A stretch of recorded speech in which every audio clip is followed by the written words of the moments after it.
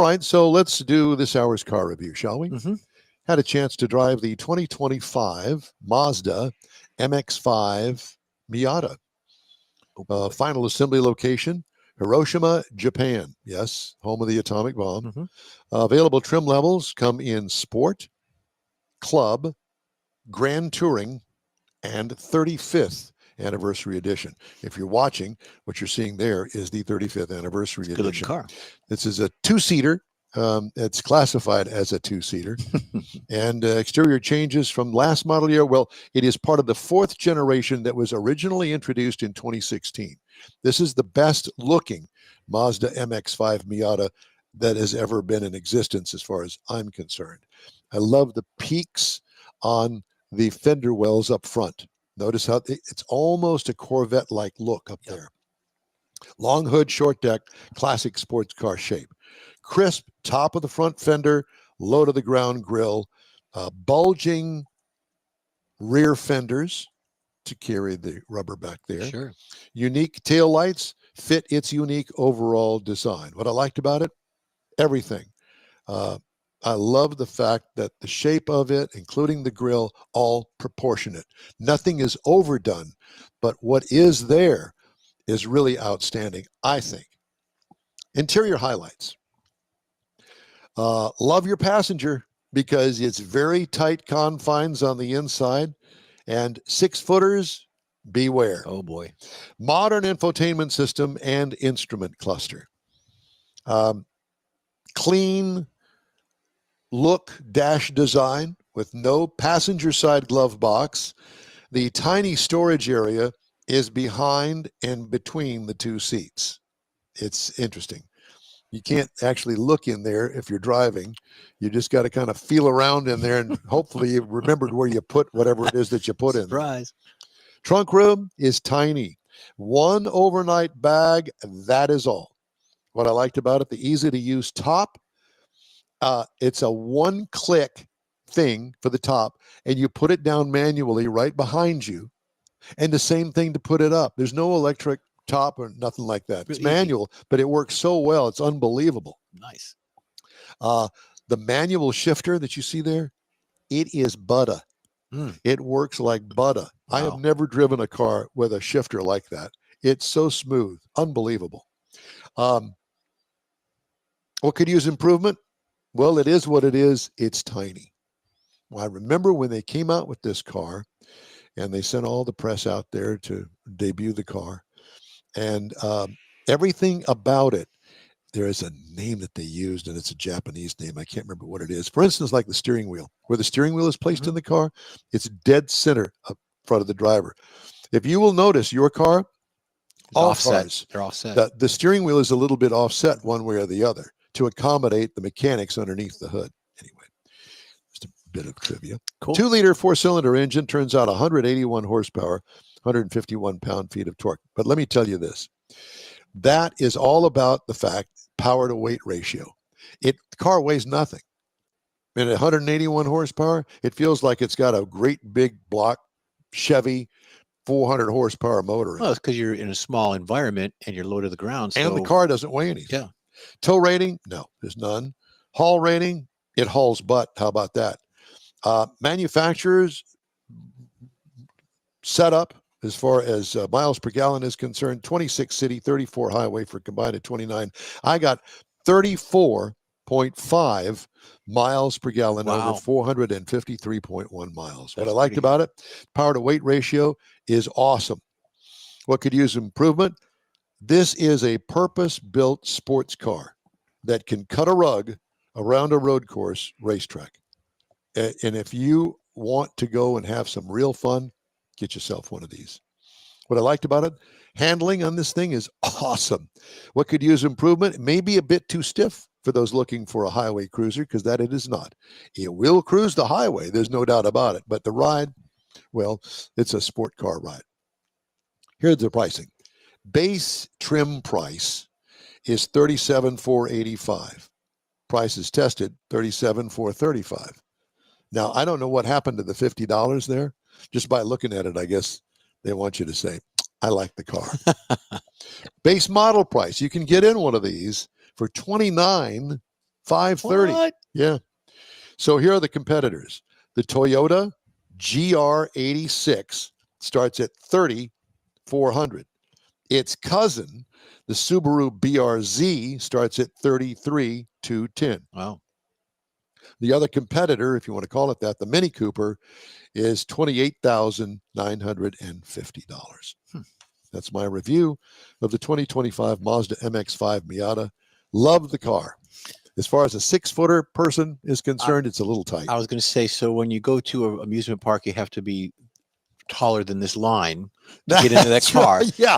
And with the car, if you're taller than this line, you can't drive it. Yeah. Well, I will tell you this. So I had my buddy that I work with, Matt.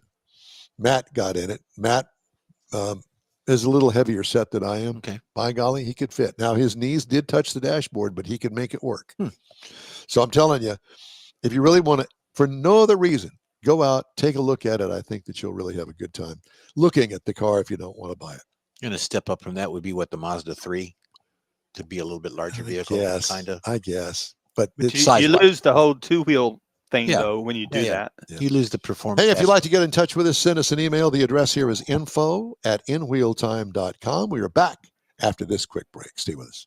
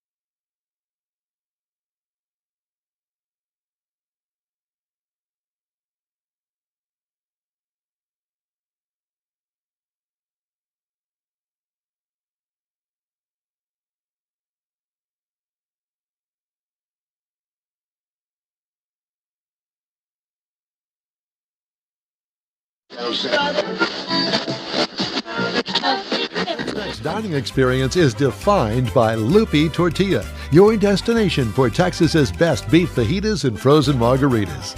Since 1983, Lupi Tortilla has served authentic and time-tested recipes made with the freshest ingredients. Atmosphere is part of the award-winning experience at Lupi Tortilla, all developed in a little house near Highway 6 and I-10 in West Houston. Visit any of the Lupi Tortillas and you'll see the same attention to detail in each and every location. Start your Lupi experience with queso flammeado and guacamole, along with a classic frozen margarita. Dine on famous Lupi beef and chicken fajitas, or pepper shrimp brochette, or a fish or vegetarian entree, and finish with a scrumptious flan for dessert. Find Lupi Tortilla in Houston, College Station, Beaumont, Austin, San Antonio, and Dallas-Fort Worth. There's a Texas location near you. The recipes are authentic and time-tested. The ingredients always fresh. Lupi Tortilla, he's pretty good. Apple or Android, In Wheel Time podcast can be found everywhere, on the stream and through downloads. Whether you're on the road or at home and jonesing for a different kind of car talk show, give In Wheel Time a try. Honest new car reviews, fun, informative interviews with real car people, weekly automotive news, features like Jeff's Car Culture and Mike's Driving Destinations, all on In Wheel Time. Check us out on SiriusXM Podcasts, iHeartRadio, or while you're shopping on Amazon through Amazon Music. InWheelTime.com has a list, and we know you love lists.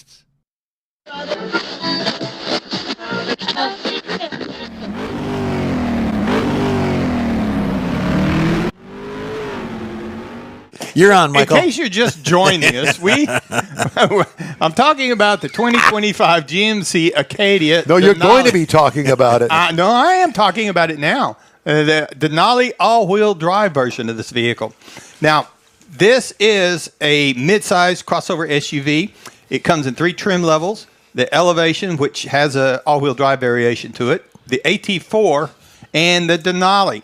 And we happen to have the Denali with the all-wheel drive. Now, this is the 3rd generation of the Acadia. It was introduced in 2024, so 2025 is kind of some tweaks, some updates on it. And we happen to have the 7-passenger model. I found out, I haven't seen it, but in the Elevation, you can get an 8-passenger seating arrangement on it.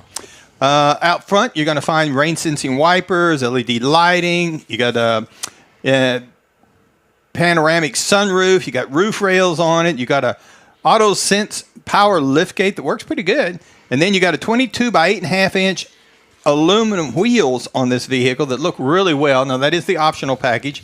And we also had the trailering package, which I'm mentioning that here because that's part of what we'll get to in just a little bit. The interior, we had the leather seating, which is a Denali. That's what you expect. Front seats are heated and ventilated. The second row are bucket seats in this model. Again, if you happen to get the 8-passenger seating arrangement, that would be a bench seat. Then we had the third row is a 60-40 split with the one-touch fold option. When you lift up the gate, there's a button right there. You push it, and everything starts folding. And it's really, really cool if you're trying to put cargo in and you don't think to fold it down before you get to it.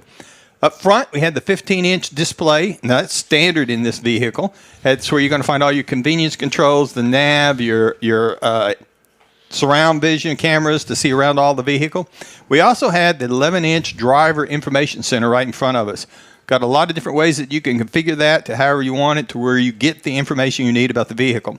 The rear camera mirror works great. It's got a really good picture on that, and I've come to like that a whole lot, and I miss it when we don't have it. This unit happens to have a rear air conditioning system on it, too. Bose 16-speaker audio system will fill this thing up with plenty of sound. Now, up front, the only engine you're going to get in this is a 2.5-liter turbo. It has 328 horsepower. It's 326 pounds. 4-cylinder? Yes. 4-cylinder. 326 pound-feet. Maybe lose my sight. 8-speed automatic transmission. Did you lose your place? Well, no, I was looking for something else. When you said that, I said, what? Anyway, it's rated to tow 5,000 pounds when properly equipped. Now, that's where the trailering package comes in with this vehicle so that you can get to that. Now, the EPA says you should be looking for 19 in the city, 24 on the highway, and combined 21.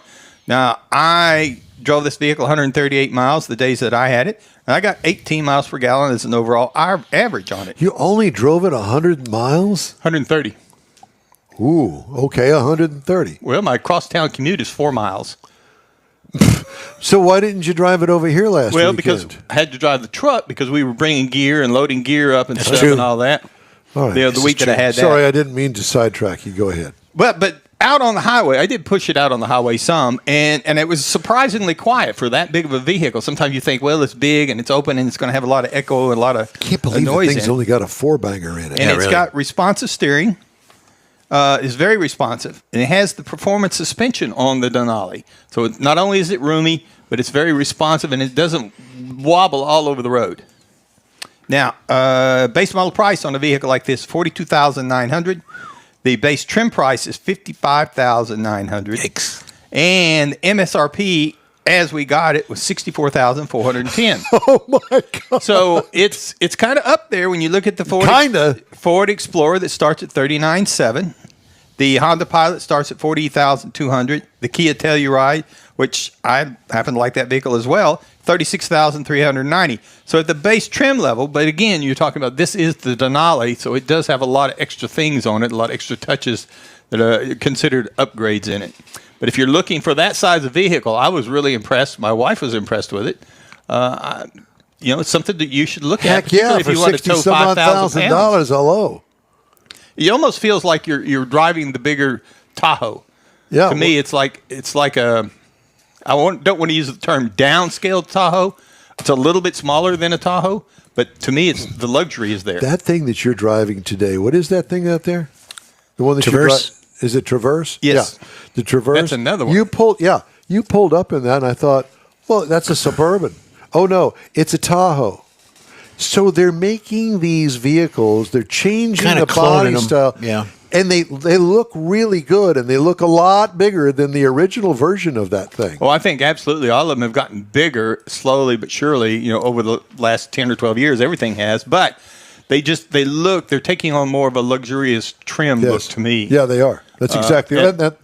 Because I was looking at that one, and I'm thinking, you see all these guys in the black Suburbans and all their black suits on TV, and I thought, why wouldn't you drive this? It's nice. big and it's nice and 4-door, easy to in and out. Anyway, that's the 2025 Acadia Denali all-wheel drive. What does Denali mean? It means it's a mountain. Yeah, it means the high one or tall one. It's an Alaskan name. Yep. I googled while you're doing it. Back in the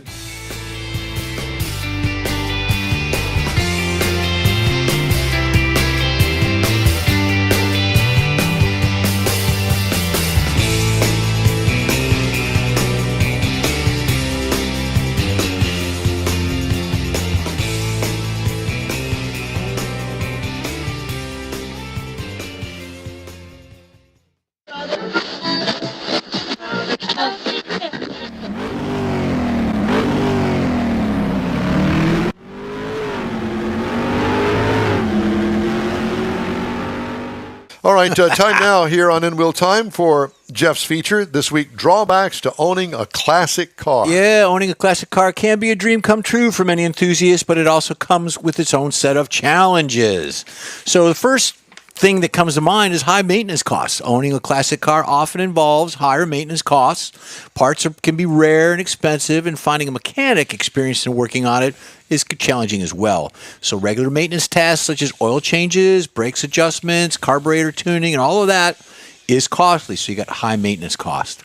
Limited availability of those parts. Finding replacement parts for a classic car can be difficult due to their age, Don, and rarity. Many parts are no longer in production. Owners may need to source them from specialty suppliers, salvage yards, or other collectors. Get on the network and find out what's going on that way. So parts are a problem. Lack of modern safety features. Classic cars lack that safety feature parts of the interior and why you want to do that. Airbags, anti-lock brakes, traction control, and advanced driver assistance systems are no longer available, and some of those are just non-existent. The absence of these can be more dangerous to drive, especially in the event of an accident. So beyond that, how are you going to store it? Well, storage requirements. Proper storage is crucial for preventing a classic car's condition. Preserving, I should say, a classic car's condition. These vehicles often require a climate-controlled environment to prevent rust, mold, and other forms of deterioration. Rot. And you've got animals, creatures, and rodents and things like that, depending on where you store it. So be careful of that. Invest in specialized storage if you can. Next one would be reliability. If you got reliability issues, is that a Renault? That's a Renault. No, I think that's it could be. It's a Renault. It used to be a Renault. And I think it's like scrap now. Reliability of classic cars can be unpredictable due to their age and the potential for worn and outdated components. Vehicles may experience frequent breakdowns, especially if you're on tour, you're on a road, or you're at a car function and you break down. How embarrassing is that? The next would be vulnerability to theft. Classic cars can be attractive targets for thieves due to their high value and demand. And the ease of stealing one. Exactly. Owners need to invest in additional security measures such as alarms, tracking systems, secure storage area facilities to protect their investment. So beyond that, Michael, you've got high depreciation risks. You got lack of comfort in those vehicles. Are you driving it? Does the seat have cushion in it? Are you taking a date out for a nice cruise? The difficulty of finding a mechanic. Do you know a guy? Is it a guy that knows a guy, or is it a neighbor or something like that, or a professional repair Or are you going to facility? be the moron know-it-all? Poor handling. I mean, you got the proper tires, you got the proper suspension. Are you going to take it on long runs? Those are all to be considered as well. Legal and registration aspects. How do you register it? How do you insure it? Yeah. How do you insure it? Yeah. So all of those can be an issue, so be careful because hot rod season's coming up. Once we get past the first of the year, it's no holds barred. Let's get it done again. Well, I have to tell you that when I decided that I was going to get in the show car business, and get the 77 Corvette that I had driven for 2-3 years off the road and give it $1 million paint job and, redo the interior Ouch. with only 35,000 miles on it. Ouch. I was looking for a car to drive. Well, my moronic self decided that he was going to go for the 56 or 57 Chevy pickup truck, half-ton. Oh. That was basically a resto mod. And one of the mechanics over at Richardson Chevrolet had dropped a small block V8 in it, had an automatic transmission, 3-speed automatic transmission in it. It had been painted not quite root beer brown, but as dark brown. You don't ever buy a brown car. Whoa. Don't. I had a Cutlass that was brown. It was chestnut brown from Cadillac paint. Chestnut brown. And it was gorgeous. Okay. Well, you stay with that then. Yeah, okay? you keep Your that. brown car. I'm not buying any brown cars And a beige ever top, again. too. It's kind of like buying a green race car. Ain't going to happen. Anyway, I bought this thing. So it's, had all the bugs worked out of it. Baloney. It did not. It was a total pain in my side. I spent more time keeping that truck running for me to get back and forth to work in than I did with the Corvette. Yeah. It was a pain. But you wanted it. It was at the Well, time, it looked cool. It was a dream car at the time. No, it wasn't a dream car. It was a fill the gap car. That's Gotcha. all it was. I've had a couple of those. So evidently.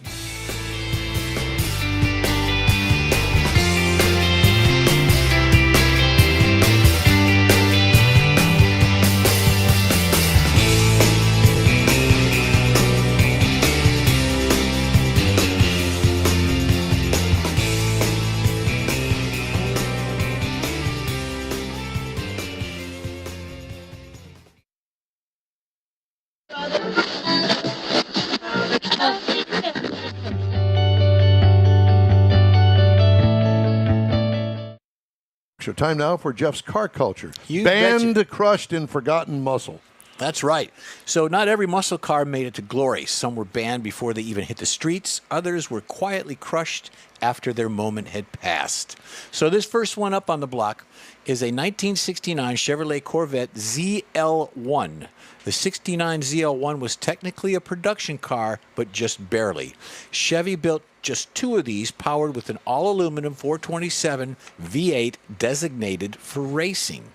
The engine alone added $4,000 to the price, doubling the cost of that standard Corvette in that year make model. Yep. Too expensive, too aggressive for the public roads. The ZL1 faded into obscurity, and it just Well, it went didn't away. fade that much because you got it on this thing. Well, both examples survive, but they're in private collections and not used. So next one, 71 Ford Torino King Cobra. God, that's ugly. Ford's response to the Dodge Charger Daytona and the you can Plymouth tell. Superbird was the Torino King Cobra. Sleek fastback and radically sloped nose, designed for NASCAR God, that's ugly. aerodynamics. Whoo. Only 3 prototypes were built before NASCAR Good thing. changed the rules after they built them. Said no more of that. With the program scrapped, the King Cobra never reached production. The prototypes were quietly shelved, and the 429 jet engine silenced before they could make the headlines. So Wonder where there you that go. car is today. Probably It's a museum museums, I would piece. think. It's a museum piece. 65 Pontiac Catalina 2+2 I remember 421 these. high Yes. output. Yeah, I buddy. remember these. I love that car. Pontiac's Catalina 2+2 was built to move, especially when equipped with the 421 high output engine, making 376 horsepower at the time. Though it was a full-size coupe, it had quarter-mile performance that rivaled mid-size muscle cars, but overshadowed by its GTO sibling. So it's a little bit smaller on the GTO side, but that's a beautiful car. Plus, it's a ragtop. That's good. Next one we're going to go to, Mike, is the 71 AMC Matador Machine. The machine. AMC planned to follow up with the Rebel machine with a more aggressive Matador version in 71. The idea was to carry over the machine's 401 V8 and the graphics, but marketing didn't back it. They didn't like it. A few prototypes were made, but the project quietly died before mass production. What's left of the Matador machine concept is mostly photos, paperwork, and a few scattered parts. No known completed cars have survived, making it one of the strangest. Now, AMC's wait just near a minute. misses. That's a late model Tahoe back there in the back. So somebody's got that damn Yeah, car. somebody's got that there, but that's just what I can tell you. Okay. Okay. the Maybe next- it's a Photoshop. It could be. 1966 Fairlane GTX prototype. This Fairlane was a Ford prototype created to bridge the gap between the Mustang and the full-size So what Galaxy. are those, the valve covers that have shot through the hood there? Could have been. What the hell is They're that? loose bolts. I think it's been recalled. God. No, but if you think about the later models of the Roadrunner and stuff, they had hoods. Not like that. That's ridiculous. Not near that tall, but I It mean, wore unique badging interior trim, reportedly tested a few suspension tweaks that would later show up on the GT and the Cobra models. It never intended for production, but after a few developmental changes, it was reportedly destroyed. What makes it interesting is how the little photographic evidence remains. One of these cars you hear about, engineering's performed, executives, all that good stuff. No one knows where it went. What? So that is It's a new can't Explorer or see that. something. yeah, it's an expedition or something. There you go. 73. Somebody has that car. 73 Pontiac Trans Am SD 455 with an aluminum block, or as they say, aluminium block. SD was Super Duty. Super Duty 455 is already a rare piece of Pontiac history, but there's a subset of prototypes that took things further. A handful of pre-production cars were fitted with experimental aluminum blocks for weight savings and better heat distribution. Only a few were ever built, and most were destroyed after testing. None were sold to the public. Rumors persisted about one surviving car in private hands, but nothing has been confirmed. That's a pretty car. I like that car. Well, that would be easy to do. You could hide that all aluminum V8 underneath the hood. Yeah. Even though it was just a regular Trans Am at the time, or a Camaro Right. or I mean, Firebird, it's- whatever. all the externals. And Yeah. there's companies that make the retro. They'll take a new Camaro and they'll make it look with the old body styling and stuff. Yeah. It's still new, but they'll make it kind of retro looking. That's no fun. I had an aluminum block car one time. It was the lightweight, I understand, but it always had a heating problem. You had to be careful that you didn't cook the engine because it just didn't take much to heat it up. Well, you're probably using the mechanical fan in the front there of the motor. Oh, absolutely. 1963. Oh, yeah. They didn't have electric they fans They didn't back invent then. them back then. So it was, I could see why they tried it, but didn't work so good.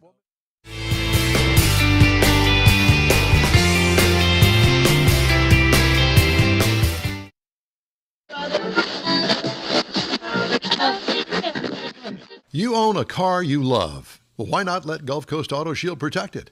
Houstonian John Gray invites you to his state-of-the-art facility to introduce you to his specialist team of auto enthusiasts. We promise you'll be impressed.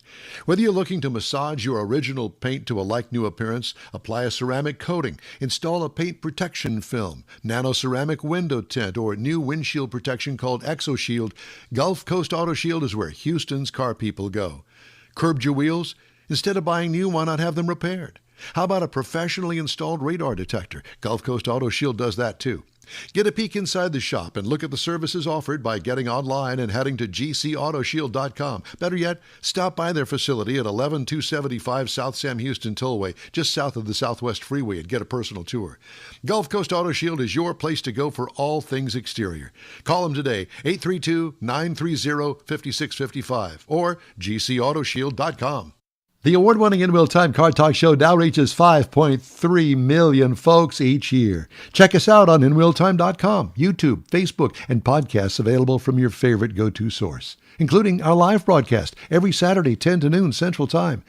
The In Real Time Car Talk Show has informative automotive guest interviews, new car reviews, along with popular features including driving destinations, Jeff's car culture, latest car news, cruise-ins, and racing dates. It's all on InRealTime.com. Join us.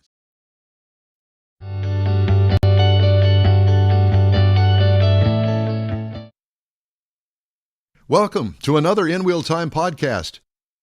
I had a chance to drive the Mazda CX-5 for 2025. This car was built in Hiroshima, Japan. All right.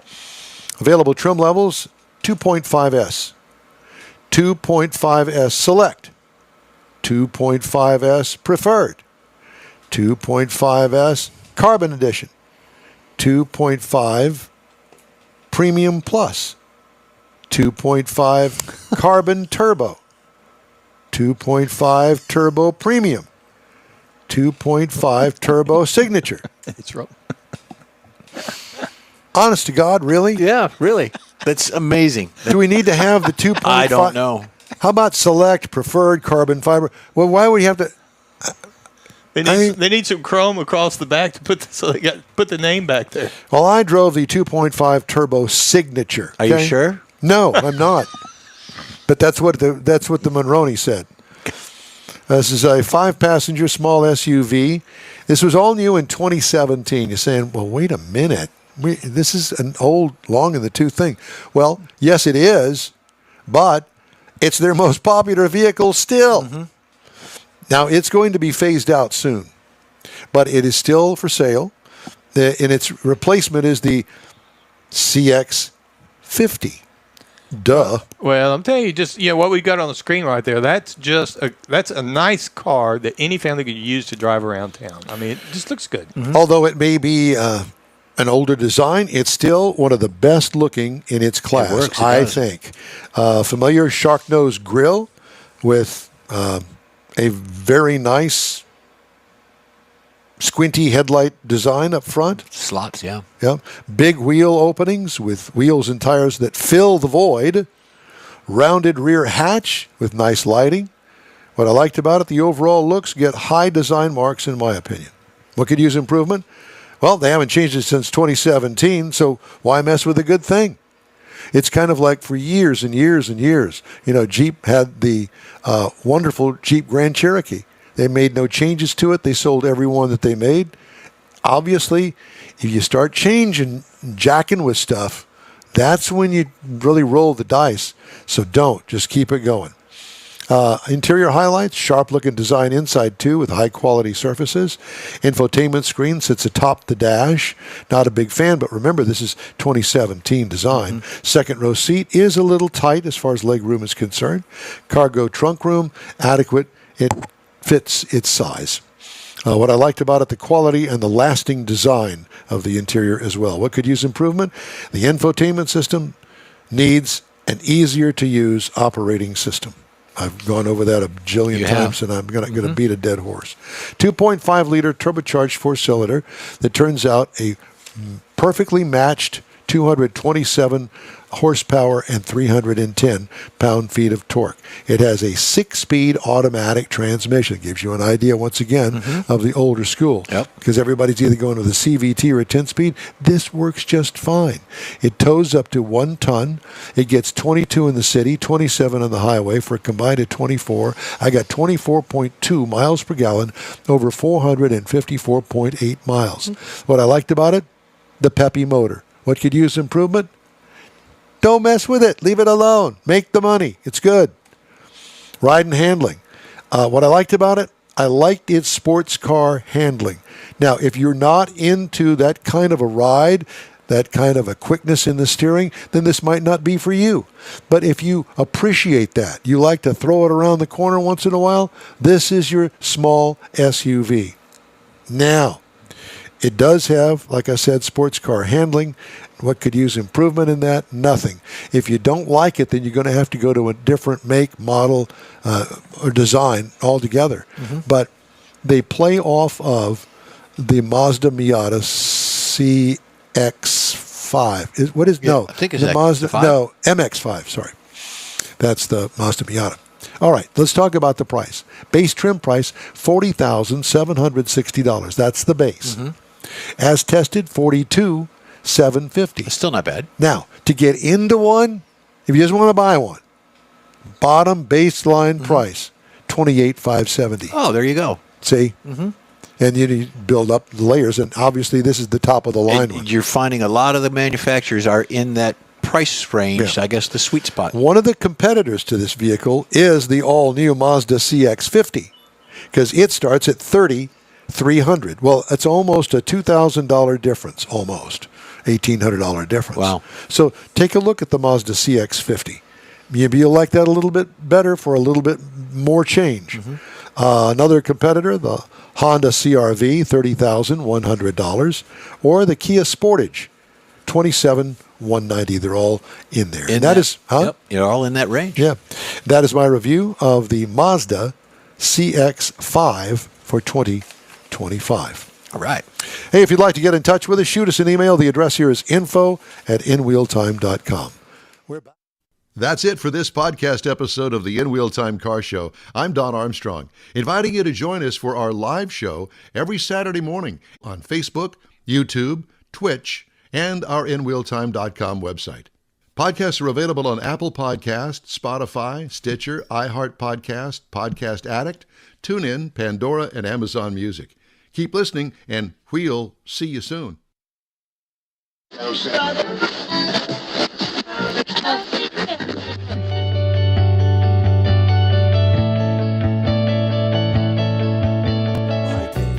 You know, the rats ate into the wiring, which was underneath the battery, is where that all rats or took place. possums? Well, Could have been squirrels. could have been any of the above. I didn't take a picture of them when we were down there gnawing on my wiring. Or that day we walked in here and they were autographs. partying with, other on top of the animals. engine. Anyway, that's our lead in for Jeff in the worst to best category of batteries. There it is. And Your we're going to turn. start. Well, number 10, because we're going to do 10 of these. Number 10 is Everstart. Everstart is a Walmart store brand. Everstart is affordable. It's a lead acid variety, but buyers have encountered unreliable and short lifespans with it.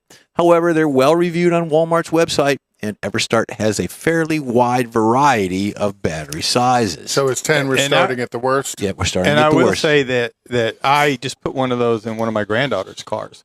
Oh, And because I've had good service out of them, but mainly because Walmart's everywhere. Yeah. So if she's back in San Marcos or Houston or someplace and she needs a battery, yeah, we've all you used can them. go get one. Yep. Good.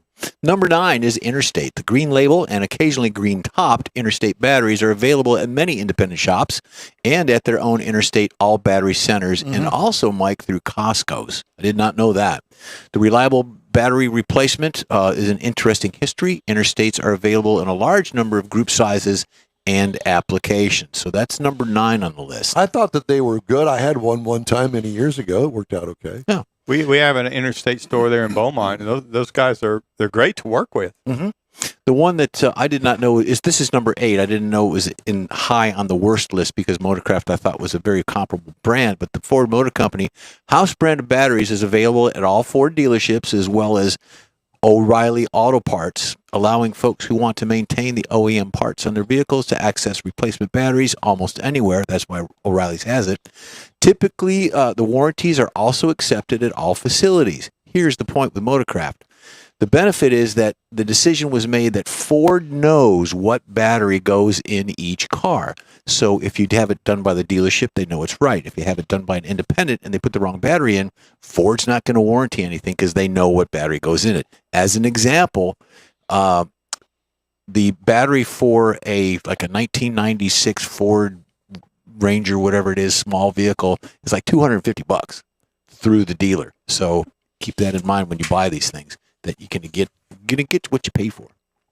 The next one on this is a GM brand. It's an AC Delco available from third-party retailers and directly from GM. The AC Delco batteries come in a variety of group sizes and performance ratings, and they're competitively priced.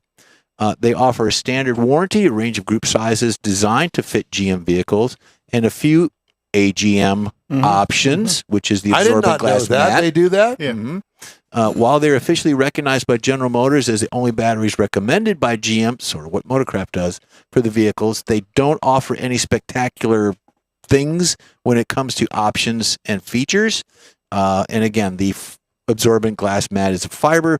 They're fiber layers between the positive and negative plates in the battery. So that's where they come up with that. And the Corvette went to an AGM battery in production. Yep. Is that what they have now? Yeah. They do? So I could buy one for my 01? You could. You'd probably probably could. pay Yeah. a top dollar for it. Yeah, you're going to pay top dollar on anything. Yeah, really. The number 6 on this list is a Bosch. Bosch lands in the middle of this ranking for a good reason.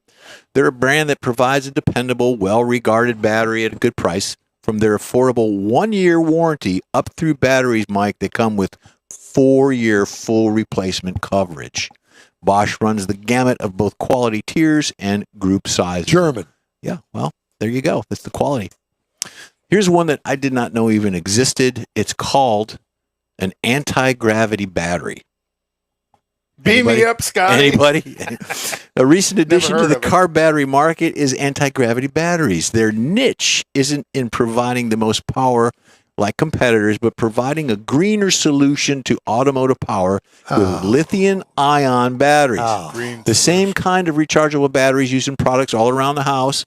Anti-gravity batteries are primarily used in motorsports, not in passenger cars, as their batteries are significantly lighter than the AGM lead-acid batteries. So there you go. So they're going to produce the same amount of Juice power, reliability. But green power. Well, and you got to remember, in a battery, that measurement is called cold cranking amps. Mhm. So it's the ability of the battery to create power at a certain low temperature, that cold cranking amps. And each car, depending on what car you have, has a level of cold cranking amps that's required in the battery. So that's why the battery price kind of moves up and down, because the higher the cold cranking amps, the higher the price of the battery. There you go. that particular battery, the anti-gravity, Yeah, anti-gravity. If it doesn't have the lead plates and things in it like a normal battery does, how does it produce? Good question. I've never heard of it. Yeah. Okay, But that's part of this whole go green thing. Yeah. I Pixie don't dust. Yeah, pixie dust. There you go. It probably costs twice as much as anything else. Pixie dust and unicorn. There poop. you go. Number 4 on my list is XS Power. XS. XS Power is a newer automotive battery brand. Cool It's logo. one that made its mark in the industry with some wildly overpowered batteries. In fact, some of these batteries might even have excessive power. Their batteries feature light gray design with aggressive labeling and unique connection terminals for users connecting these batteries to expensive audio and electrical accessories. Oh, So these are the guys that forgot have the big about that. The boom boom box. boxes in Yeah, there, yeah. so there you go. But that's number 4 on the list. Or the hydraulic systems. Exactly. You're right. Yeah. Number 3 on the list is Odyssey. Odyssey batteries have a number of features that have pushed them high on the rankings. This is number 3. And their commitment to over-engineering has given them the battery reputation of reliability. They claim a longer life service, longer life cycle, and a shelf life, too, because that's important if the battery's sitting around. In the event of a failure, Odyssey offers a 4-year full replacement warranty on several of their battery lines, at least 1 year for most of their products. So Odyssey is number 3. never heard of them. Number 2, you heard of this next one. It's a Die Hard. Not the movie, Mike. Not the movie. Used to be the Sears brand. Yep. And this battery is the one that your dad told you to put in your first car when you bought it. yeah. Die Hard remains the great aftermarket option even after Sears sold the brand to Advanced Auto Parts back in 2019. However, the new ownership, it didn't affect the actual product because whether the Die Hard was purchased from a Sears Auto Center or from an AutoZone, the battery was still manufactured by Clarios.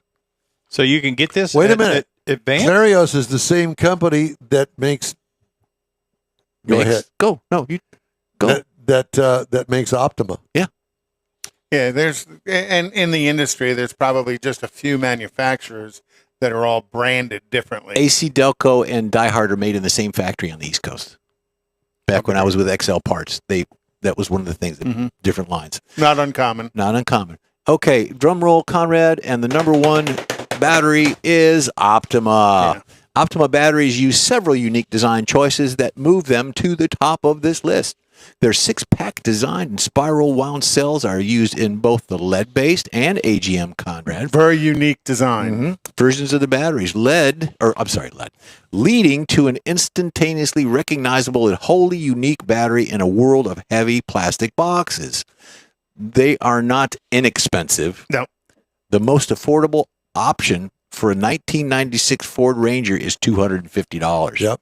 But the reliability is trusted. They have a good warranty backing the product on your red top, yellow top, and blue top batteries. So there you go. Where can you get those now, though? Optima, a lot of places. You can actually buy them directly from the factory for about the same price that you would pay at any retailer, and they will mail it to you. Did not know that. I did not know that either. How do you mail a battery? They do? A lot of stamps. Very A carefully. lot of stamps. Well, I'm a fan of AutoZone's battery. They use a Super Start. Now I've had that in my Yukon, and a couple of years ago, the Yukon I was having what I thought was battery trouble. And I took the battery out, brought it back to AutoZone to buy a new one because I like their battery.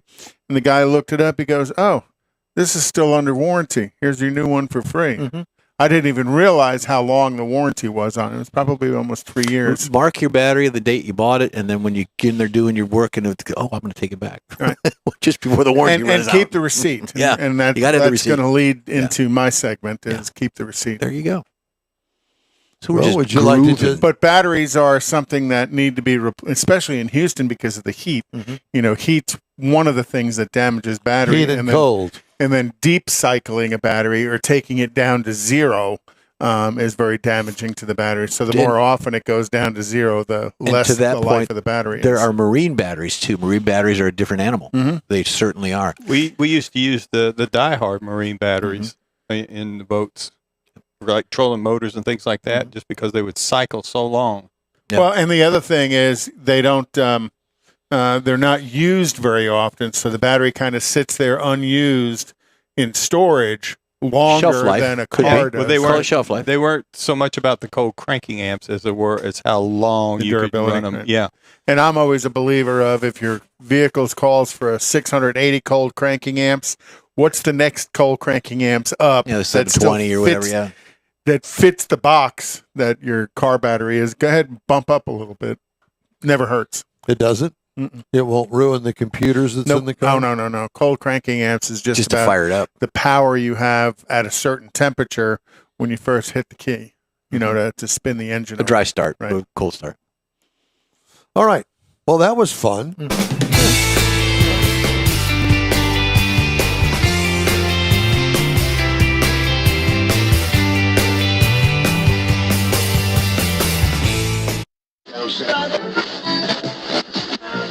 Next dining experience is defined by Loopy Tortilla, your destination for Texas's best beef fajitas and frozen margaritas.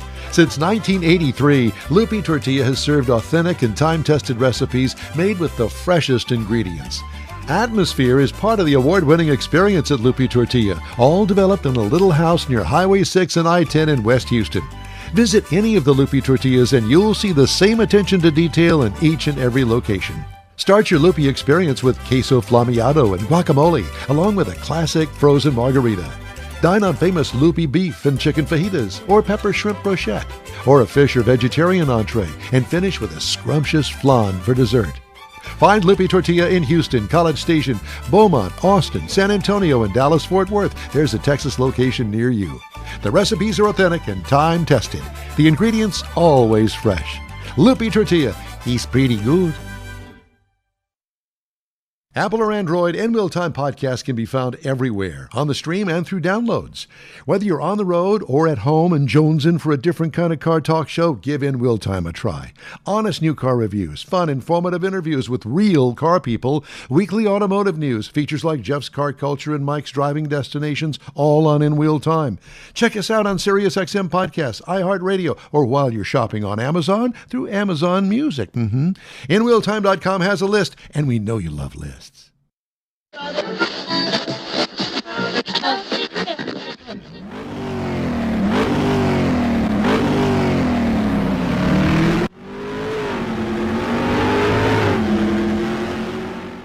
Let's do the Dodge Durango review. Let's Mr. Mars had a do- chance to drive that. And I was really surprised when the 2025 Dodge Durango showed up in the driveway. For one thing, I was pleasantly surprised that they're still building it, and at least haven't lost everything. They've still got a little bit of performance in their veins somewhere.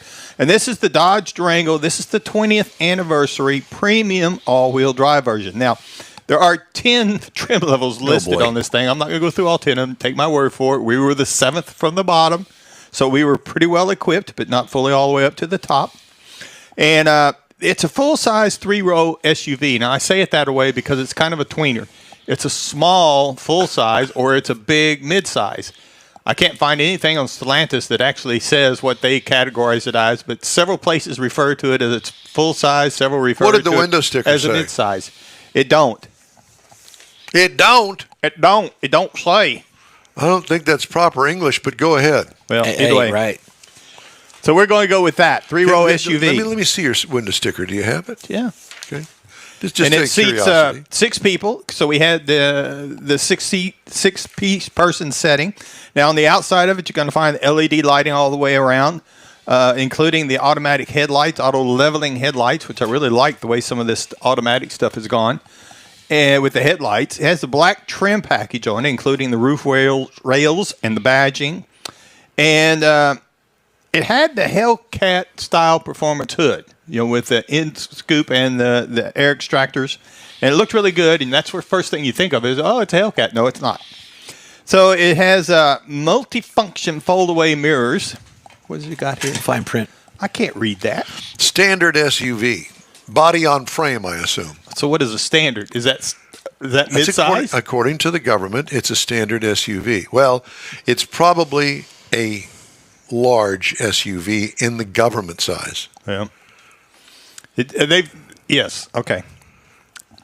I don't like I like the mid-size, full-size, compact. They don't do category. it. No, they don't do it that way. I know. Unless they're going to It get depends into on what the marketing people want it to be. subcompact, compact, that sort of thing. No, this is That's a right. standard. V. So a standard would be about the size of a Tahoe or a Suburban. See, to me, those are full size. And if you look at some places, they call them full size. Okay. Well, this is a standard size. Okay, standard size. We're gonna have to figure out what a standard size is, Jeffrey. I'm holding the video, so go ahead. So we also had, like I said, the mirrors. We had the power sunroof, got a power liftgate on it, and we were rolling on some special 20x10 brass monkey wheels. Now, this brass monkey is another special edition they've come out You can't with. say that. It's- Brass. that's against you the can't law. say brass monkey on the radio. You can't do that. Why? Well, because it has other connotations. Oh. Monkey shine. All Well, that. during the commercial, you can tell me what that is, but let's don't go there now. So, and when we get to the inside of it, we had the SRT performance seats on it because this is part of the SRT family. We had the premium industrial, premium instrument panel, which is the 10.1. I can't read my own writing. Well, you can't 10.1 touchscreen with the Uconnect 5 system, and it works really good. Like we've always talked about the Uconnect system. There's a couple of places, and I think that's a problem with the screen, to where you have to touch it a couple of times. But once it connects, it really goes to it quick, and I've always liked it. We had the heated and ventilated front seats. We had the second row captain's chairs, which is what makes it a 6-passenger.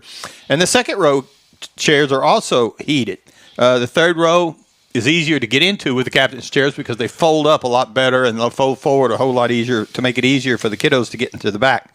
Then we had the 19-speaker Hardin Carmen premium audio system with a subwoofer, and it really sounded well. Of course, I like listening to the motor on it, so I didn't turn it up that much. What kind of music do you listen to? Buffett. A little bit of both. Both. Both what? Country Rock and roll. Western. Yeah. God. Under the hood, speaking of which, I need to go lay down. I was really glad they still have it. The 5.7 liter V8 Hemi. Now, this is not the Hellcat, although the Hellcat's still available for $25. I guess they had some leftovers. 360 horsepower, 390 pound-feet of They torque. forgot that they offered one, and they just haven't gotten to kill it yet. That's it. Yeah. Somebody snuck it out the door. It's got the 8-speed automatic that's pretty well standard across all their vehicles, so it's got plenty of power and plenty of torque. So this thing is rated with the tow package to tow 8,700 pounds. So you can carry your big RV, your big boat. It'll tow quite a bit. However, the EPA says in the city you should look for about 14, on the highway about 22, and combined 17. Ta-da. I got 16 the week I was driving it. So I was pretty happy with that. But again, we're out on the highway quite a bit. And it does have the sport suspension. So, and it's got several different modes. You have the sport mode, the track mode, the tow mode, the snow mode. And it does A la mode. Alamo. A la mode. That's if you go to San Antonio. It does have the flat run tires on it, which I was a little thinking. I've never been a fan of flat runs. Run flat. Yeah. Run flats. Damn. And Theoretically. because they're always rough. Theoretically. And I've never liked it, but with the suspension that this thing's got on, it's got a sports suspension on it, but you really don't notice that it's the run flat tires. Mm-hmm. And so It's just a stiffer ride. it is, but they kind of blend in, I guess is what I'm saying. It is a heavier vehicle because it is a big SUV. I think if you were out on a road course or something, you really notice it. But driving around town, driving around on the highway, it's a very pleasant vehicle to drive, other than that you're in a little bit larger vehicle. I can't wait for Kimberly Schultz to listen to this. Kimberly, we love you. Never mind. We're going to have to edit it a little bit. So the base model price on the Durango is $43,590, which I didn't think was bad at all. The base trim price for the 20th anniversary premium all-wheel drive is, 20th anniversary is $54,495. However, with some of the options that we had on here, which there's a whole lot of them as far Here we go. A bunch of things like black brake calipers. I thought was kind of strange, but it's part of the black trim package. $72,460 Yikes. for the MSRP. Which, if you start looking across some of the things, again, I really didn't find anything in the midsize SUV that I thought compared to it because of the performance. But if you look at the Kia Telluride, it starts at $37,585 versus the Durango at $43,500, or the Mazda CX-90 at $37,845. However, if you step up and look at the little bit other side of it, the Chevy Tahoe, and consider it a standard vehicle, standard size SUV, well, that thing's going to start at $60,000 versus the $43,000. So it's kind of, to me, it's kind of a tweener. But when you package the performance aspects to it, I personally think there's not much you're going to compare it to. So if you got the Hellcat motor in this thing, you're probably looking at close to $100,000. I'm thinking Probably that, so. yeah. Yeah, probably. Another 20 tacked on it for the motor, if not more. Maybe they give you a discount if you're buying the last Hellcats. And what we talked about earlier, what's the gas guzzler tax too, probably. The Hellcat. And the Hellcat. Yep, probably so. Yes, as a matter of fact, I know there is, because I remember from the last time I had one, I was surprised that it was that much, considering it would get 20 miles to the gallon out on the highway. Ooh. Well, the problem is nobody drives it that way because they got their foot off in. Not in Nederland, no. Yeah. But anyway, that's the Dodge Durango 2025. Thank you, and thank you, Dodge Motor Company and Kimberly Schultz. We appreciate Thank you.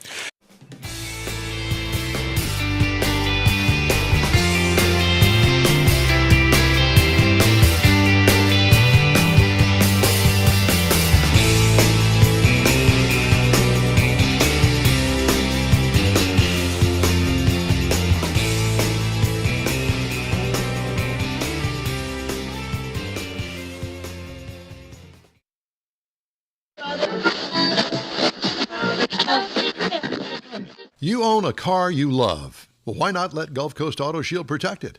Houstonian John Gray invites you to his state-of-the-art facility to introduce you to his specialist team of auto enthusiasts. We promise you'll be impressed. Whether you're looking to massage your original paint to a like-new appearance, apply a ceramic coating, install a paint protection film, nano-ceramic window tint, or new windshield protection called ExoShield, Gulf Coast Auto Shield is where Houston's car people go. Curbed your wheels? Instead of buying new, why not have them repaired? How about a professionally installed radar detector? Gulf Coast Auto Shield does that too. Get a peek inside the shop and look at the services offered by getting online and heading to gcautoshield.com. Better yet, stop by their facility at 11275 South Sam Houston Tollway, just south of the Southwest Freeway, and get a personal tour. Gulf Coast Auto Shield is your place to go for all things exterior. Call them today, 832-930-5655 or gcautoshield.com. The award-winning In Real Time Car Talk Show now reaches 5.3 million folks each year. Check us out on InRealTime.com, YouTube, Facebook, and podcasts available from your favorite go-to source, including our live broadcast every Saturday, 10 to noon Central Time. The In Real Time Car Talk Show has informative automotive guest interviews, new car reviews, along with popular features including driving destinations, Jeff's car culture, latest car news, cruise-ins, and racing dates. It's all on InRealTime.com. Join us.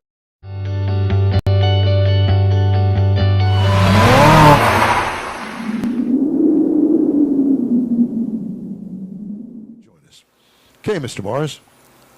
We're going to do it first? We're doing Michael Wooding. I haven't got him yet. He's on his way, he said. Oh, God. Okay, so then you're going to do your car review. Let's do the car review. Now, we're talking about the 2025 Volvo EX40 twin-motor Ultra all-wheel drive. Now, this vehicle, the final assembly point, is in Ghent, G-H-E-N-T, Belgium, which kind of surprised me. And the reality of it is, this is new for 2025, but it's all based on the last year's XC40. So they took the XC40, they kind of rebuilt it and turned it into the EX40. Now, It's got parts. Well, we're not even going into that. So it's got available trim levels. There's actually 3 trims, but you could kind of look at it 6 because there's the Core, the Plus, and the Ultra, but each one can have a single motor or a twin motor. So you can actually get 6 different variants of this vehicle. Seats 5 people. It's got a new battery, so it charges a little faster. And I read something on Edmunds that it actually charges 10% faster.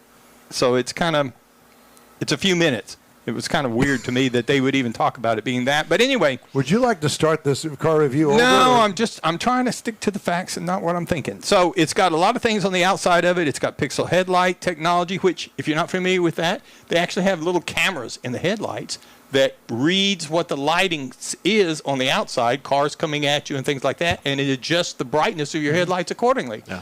Where there's no headlights or anything out there, it gets brighter. Yeah, mine does that. Does it? Mm-hmm. Well, is it called pixel technology? That's the first I'd heard of it. But anyway. Headlights, that's what we call them. It's got the LED fog lights. It's got the power side mirrors. It's got a power sunroof, power liftgate. Rolls on the optional, well, they're actually standard on the ultra trim level, the 20-inch alloy wheels. Now, get into the interior of this thing. It's got the floor tunnel. Most EVs don't have a floor tunnel on them because it's still based on that XC40 from the previous year. So it's still got the tunnel in it. So it kind of takes up some of the feeding foot air room that you would expect to have in an EV.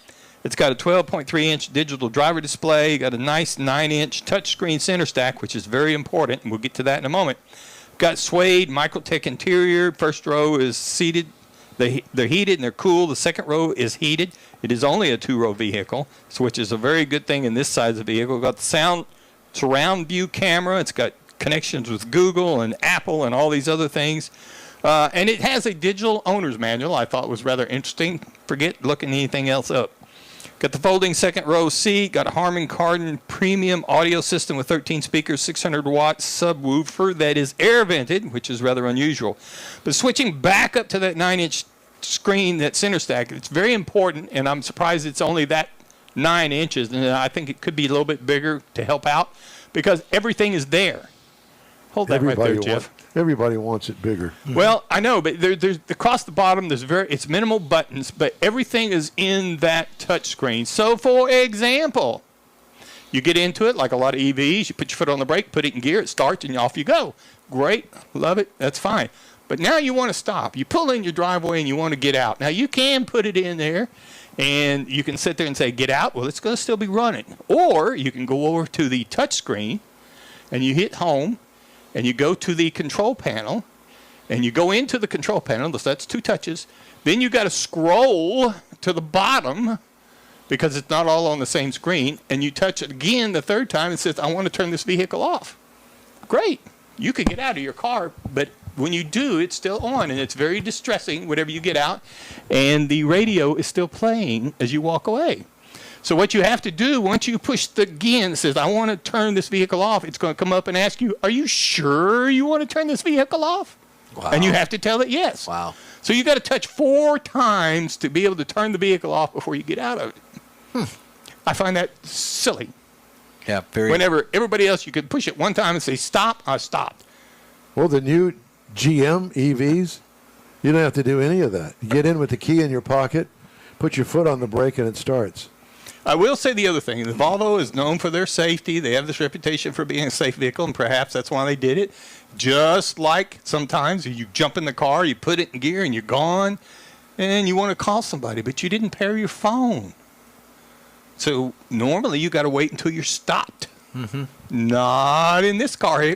60 miles an hour is when I did it. I'm sure you could probably do it a little faster, but you can pair your phone going down the highway at 60 miles an hour. Not that it's distracting or anything while you're driving, but you can do that in this Volvo. So you can do all these good things to kind of make your life a little bit better. So again, twin electric motors on this vehicle that we had, 402 horsepower equivalent. Transmission is a direct drive. Basically, it's 1 speed. Will be rated for towing 2,000 pounds. Gross weight on this vehicle is 5,840 pounds, amazingly. Wow. Now, the MPG, it says it's rated for 103 in the city, 85 on the highway, combined 94. I still haven't figured out how to convert all that stuff. So I did it a different way. I drove this vehicle 270 miles. I had to charge it twice. Total cost was $33.59 to go 270 miles. Now, I took that same $33.59 and figured gasoline at $2.60 in my truck that gets 18 miles to the gallon, if not better.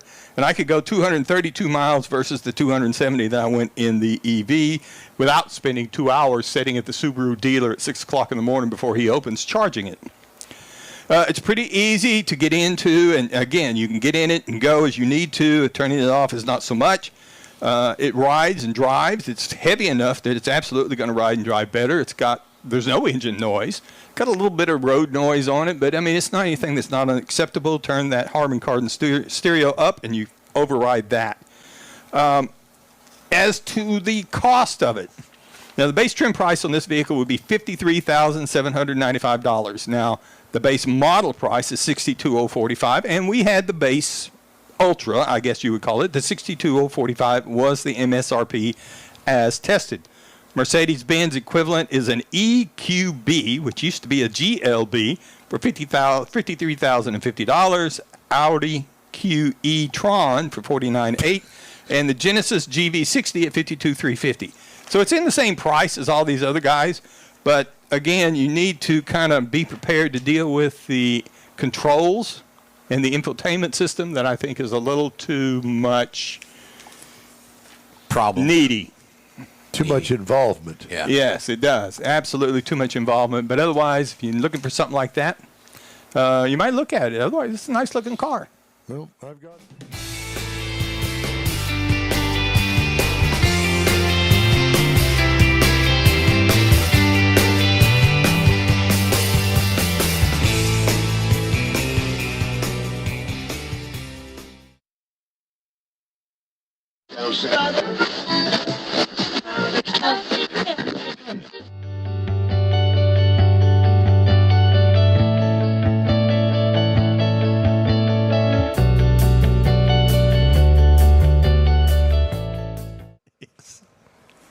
Okay, Ready? There you I got it.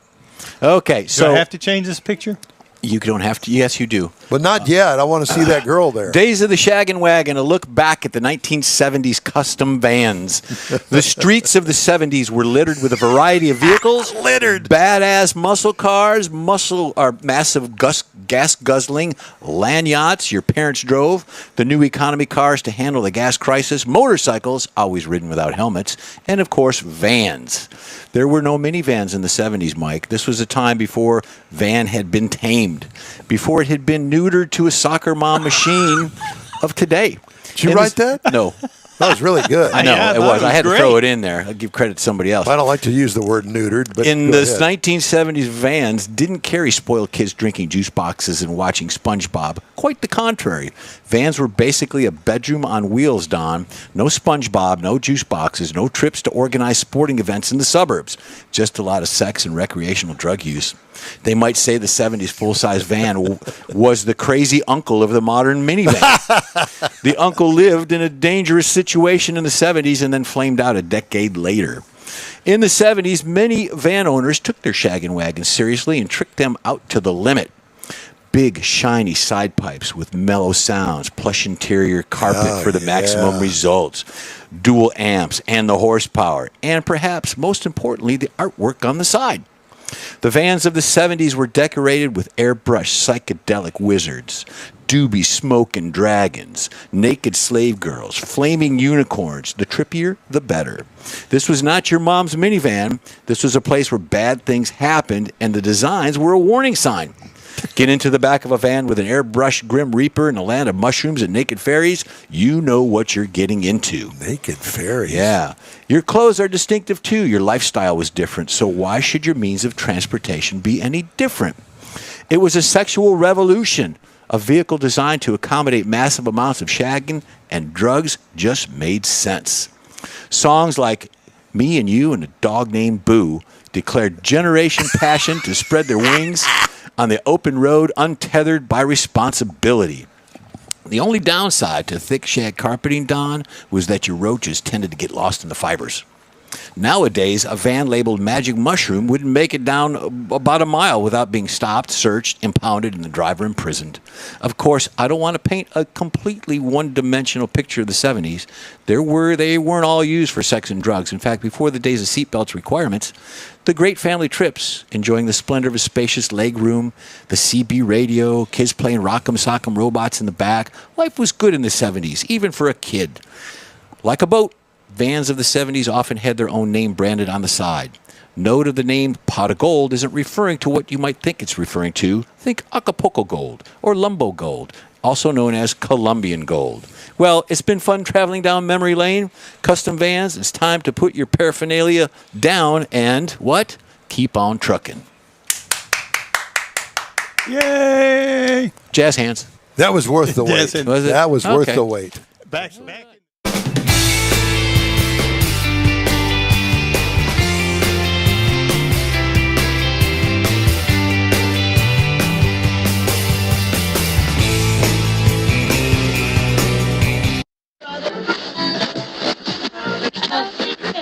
Next dining experience is defined by Loopy Tortilla, your destination for Texas's best beef fajitas and frozen margaritas.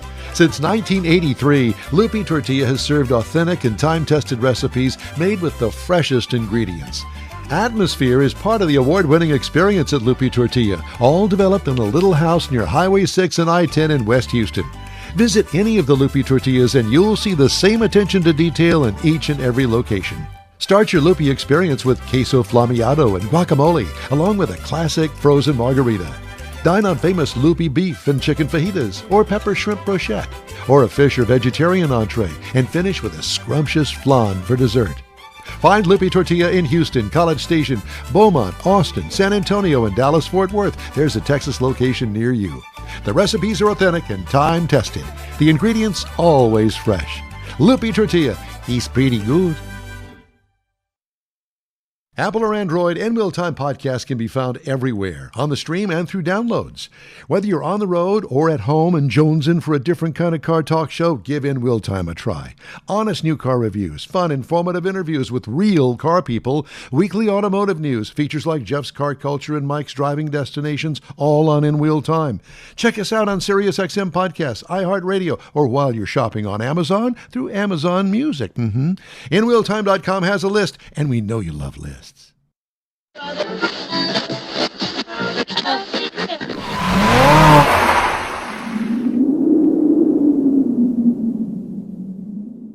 All right, time now for this hour's car review. Had a chance to drive the 2025 Toyota Grand Highlander. Now, the difference between the Grand Highlander and the Highlander, 6 inches of length at the back end of it that allows for a third row. Final assembly location, Princeton, Indiana. So it's built in the US of A. Available trim levels, the LE, the XLE, the Limited, the Nightshade, the Max Limited, and the Max Platinum. I had the Max Shade Hybrid. Standard SUV, seats including the driver, 7. Exterior changes from last model year. It was all new in 2024. Best front fascia award for Toyota. Looks really good. Subtle sheet metal creases create a conservative look to it. Rear hatch design allows for more interior room, yet still very attractive. Love the fake dual exhaust tips for a 4-banger engine. Yeah. What I liked, one of the best looking SUVs on the market, bar none. What could use improvement? Nothing. Interior highlights, 1 pod for the instruments and 1 separate infotainment screen for accessories. Center console has a sliding door for the cover of the storage area, which is a good thing. You don't have to open it up to the left or the right or in the back or none of that stuff. Cool. Yeah, that was good. Seating is comfortable. Consider captain's chairs in the second row if you're interested in buying one. I think that would probably be a good thing unless you actually need the extra seat. Third row actually has room for adults, thanks to that 6-inch increase in length of the overall vehicle. I was in that car, and yes, it does. It is roomy. I made the comment when I was back there that, hey, you could actually fit back here. I really like it. Yeah. More room in the third row when the third row is up than most as far as cargo space is concerned. But I liked high marks for a well thought out interior. What could use improvement? Upscale models could use a bit more bling. The $1,350 glass roof option is for northern states only, unless you want to cook. Fry. Cell phone charger allows the phone to slide off of its charger pad. Oh, man. That was a little bit of an issue. 2.5 liter 4-cylinder engine in the hybrid. It also has a max option for more power, but then you use the fuel mileage. And that's what this is all about. It's a hybrid. Horsepower, 245 is what I had. The max has 362 horsepower. If you need all of that, okay, go for it. But I like the mileage. Has a CVT transmission. Now, the max has an actual 6-speed transmission. Tow rating, 3,500 pounds, all-wheel drive. It's rated at 36 miles per gallon on the highway, 36 city, 32 highway for a combined of 34. I got 29.7 miles per gallon over 475 miles. What I liked about it, clearly, the mileage. What could use improvement? Nothing. Just get the base engine in it. I think that you'll really be impressed. Ride and handling, the smoothness. It rides like a big car. It's not stiff. It is not trying to pretend to be something else. It will go off-road. But let me ask you something.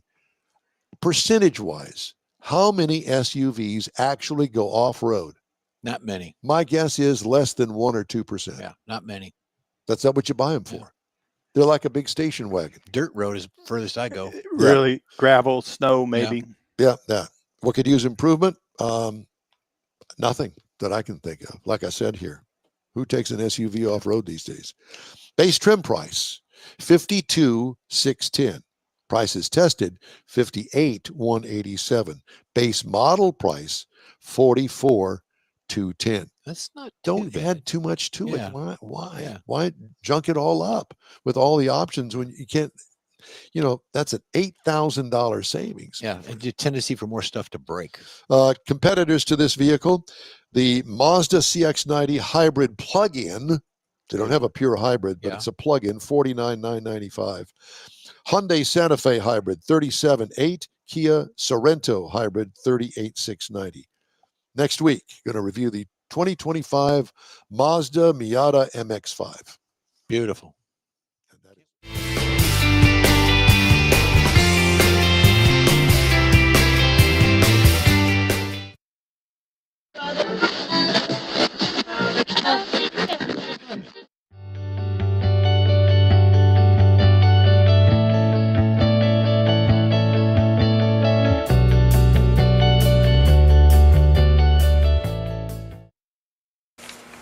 Mr. Mars has put together something special for all of us.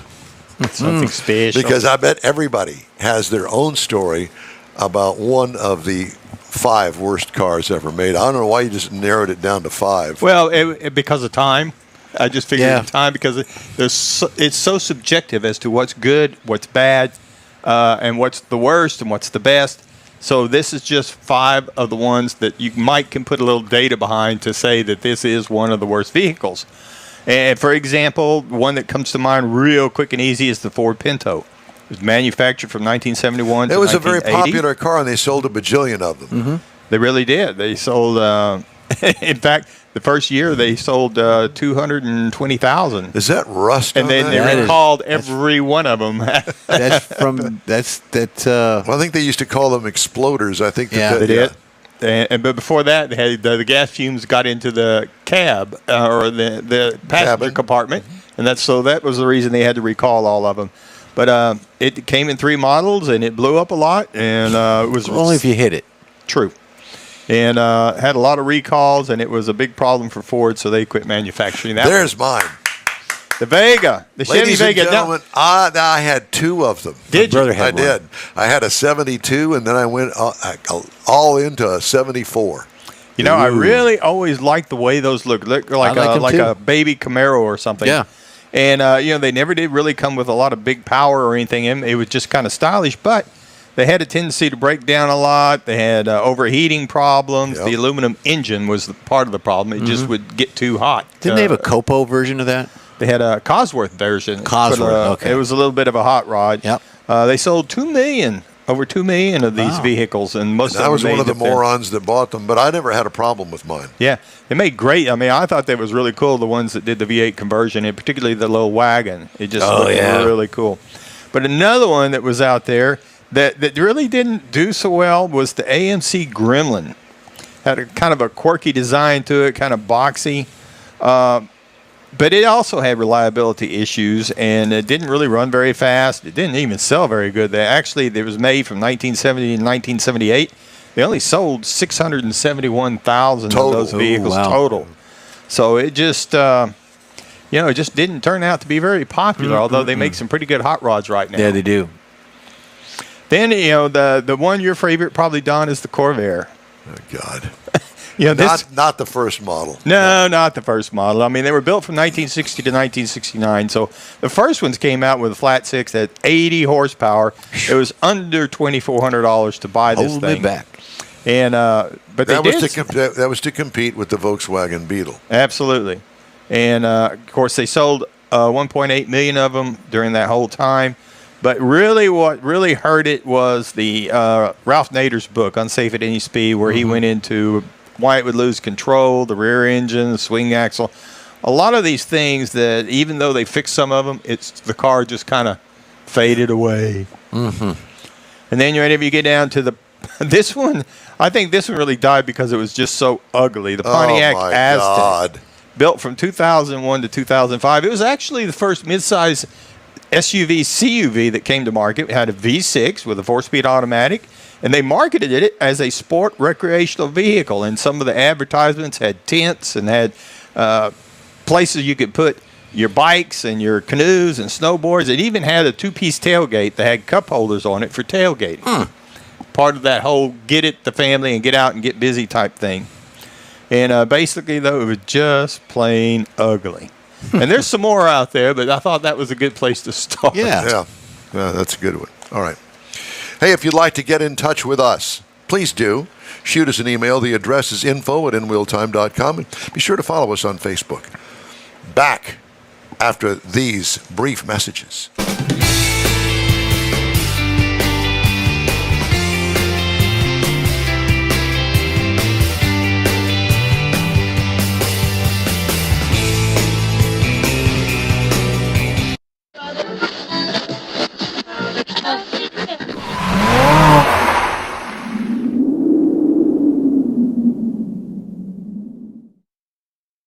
Well, guess what? What?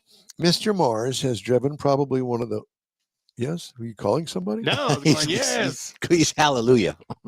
Praise Mr. the Mars had a chance to drive one of the most popular SUVs in the world. That would be the Chevy Tahoe. And he is now to talk to you about that. And it is the 2026 Chevrolet Tahoe. I haven't driven one in a couple of years, so I was really happy to see that I was going to get this. It's assembled in Arlington, Texas. So this is a Texas vehicle, very close to home.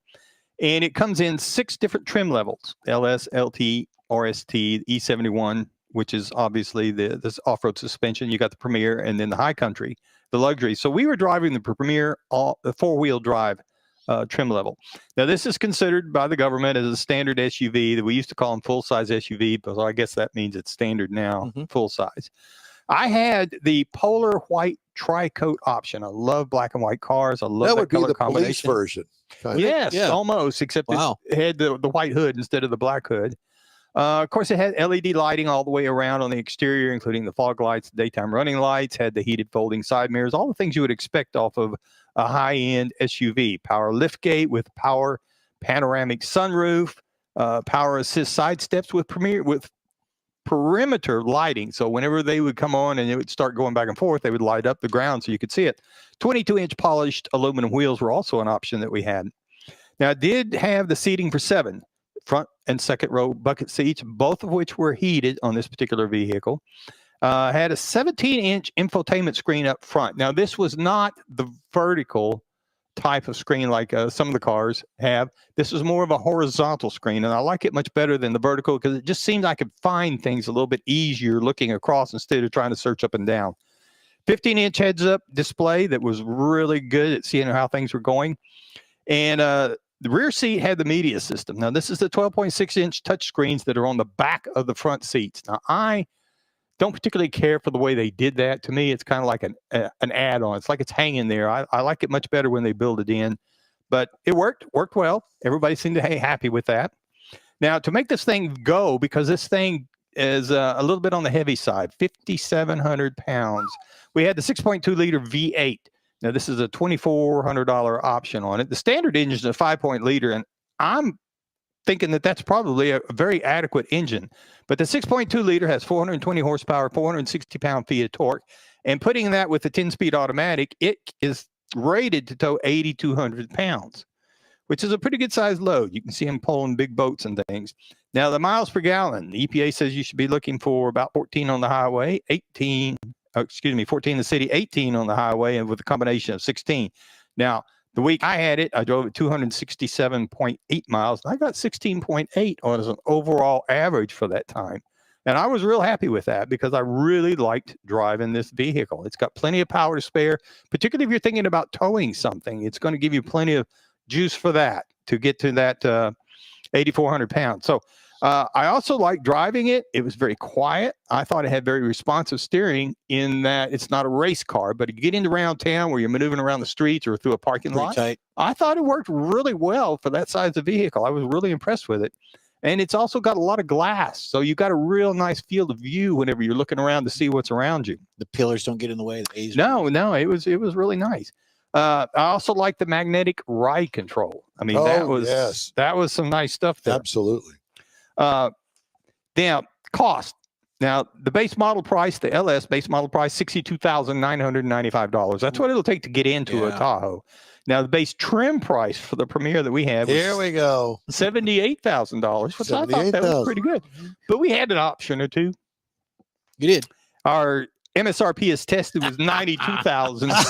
Oh my God. So we had some options, like I say, the paint, the wheels, and lots of other things. The only option that it didn't have is the Cadillac option. That would have been $192,000. Yeah. You got that. We call it an Escalade. If you're looking for something to compare this to, I mean, you could look across at the Ford Expedition of about the same size, $64,995 to get started.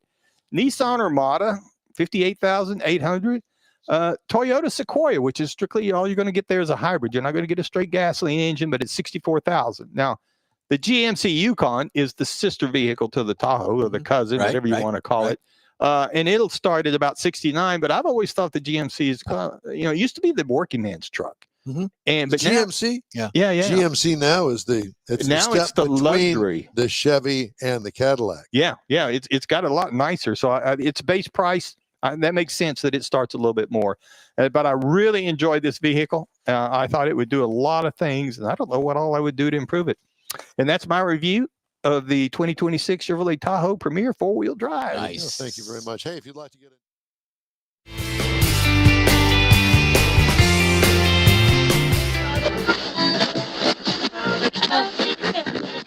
You own a car you love. Well, why not let Gulf Coast Auto Shield protect it?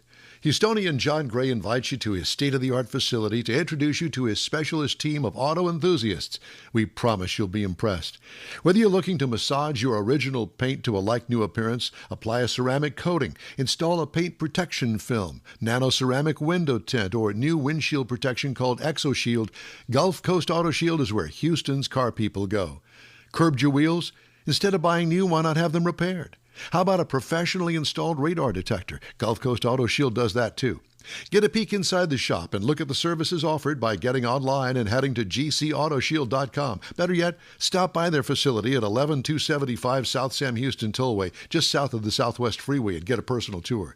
Gulf Coast Auto Shield is your place to go for all things exterior. Call them today, 832-930-5655 or gcautoshield.com. The award-winning In Real Time Car Talk Show now reaches 5.3 million folks each year. Check us out on InRealTime.com, YouTube, Facebook, and podcasts available from your favorite go-to source, including our live broadcast every Saturday, 10 to noon Central Time. The In Real Time Car Talk Show has informative automotive guest interviews, new car reviews, along with popular features including driving destinations, Jeff's car culture, latest car news, cruise-ins, and racing dates. It's all on InWheelTime.com.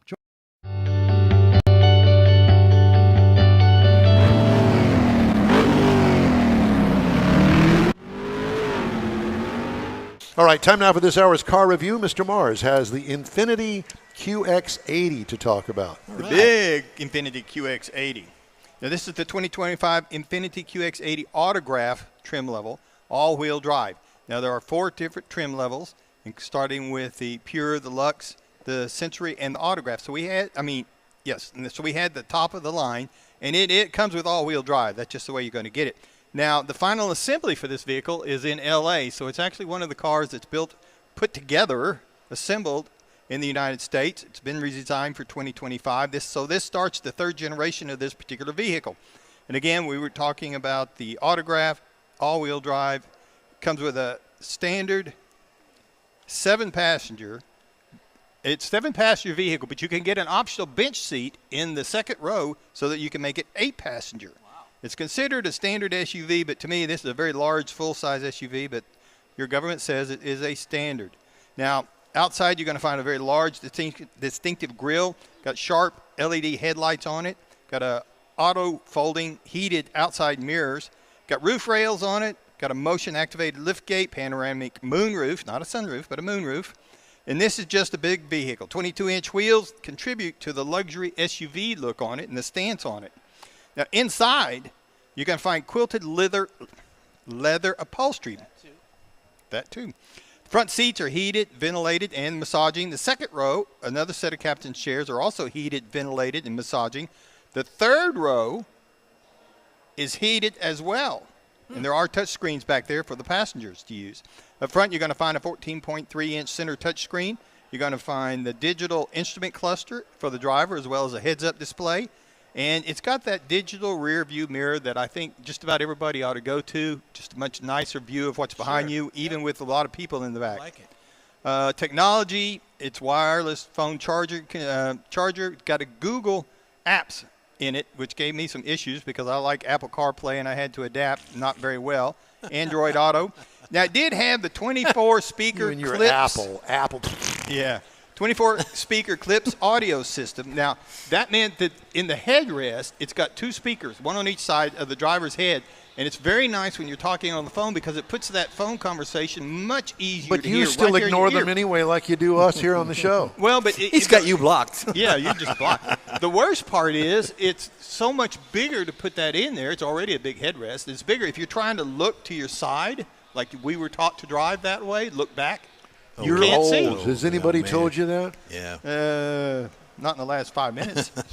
The other thing I wanted to point out, we had the optional umbrella holder at $355. Yes. Dang. $355. Here, hold this. Yeah. Up under the hood, we had a 3.5-liter V6 twin turbo, which is the only engine that's available. Mm-hmm. Up to, because it's a variable compression on the turbo, it's up to 450 horsepower, 516 pound-feet of torque, backed by a 9-speed automatic. So this vehicle can tow up to 8,500 pounds. Now, the EPA says in the city you should be looking for 16, highway 19, combined 17. Now, I drove 433.5 miles in this vehicle, got 18.7 overall. I was very happy with that, with the mileage that I put on it. Since it weighs about 10 tons. Absolutely. One thing about the ride and handling, it does have the air ride suspension, so the highway ride is smooth. It's pretty quiet, unless you really hammer that V6, and then you kind of hear a little bit of engine noise. But if you're just driving, easing up to cruise speed, even at I-10 speeds, you're just fine. Around town, it is very quiet. It is easy to drive, but you got to remember it's a big vehicle. So when you go to park this thing, you know you're driving a big vehicle. Ow. Base model price, $82,450. Oh, but just wait, just hold on. Base trim price, $109,900. Well, base And the trim price? And the as-tested price with a 355 optional umbrella holder is $113,965. Yeah, I don't want the umbrella holder. Pocket change. Take off Pocket 100 change, And grand. you know what? Absolutely. They've got people right out there in the driveway here at the Hemi Hideout taking that money right now. They're waiting for it. One of them just fainted. Now, some people may be looking at other things like the Cadillac Escalade that starts at I would too, $88,100. yeah. The Lincoln Navigator starts at $99,995, which surprised me, or even the new Jeep Grand Wagoneer that starts at $84,945. So this is the new Infiniti QX80. This is their big SUV, and if you're looking for something in that category, you really ought to look at this one. All right. Thank you, Mr. Mars. The In-Will Time Car Talk Show continues after this quick break. Pro-Am.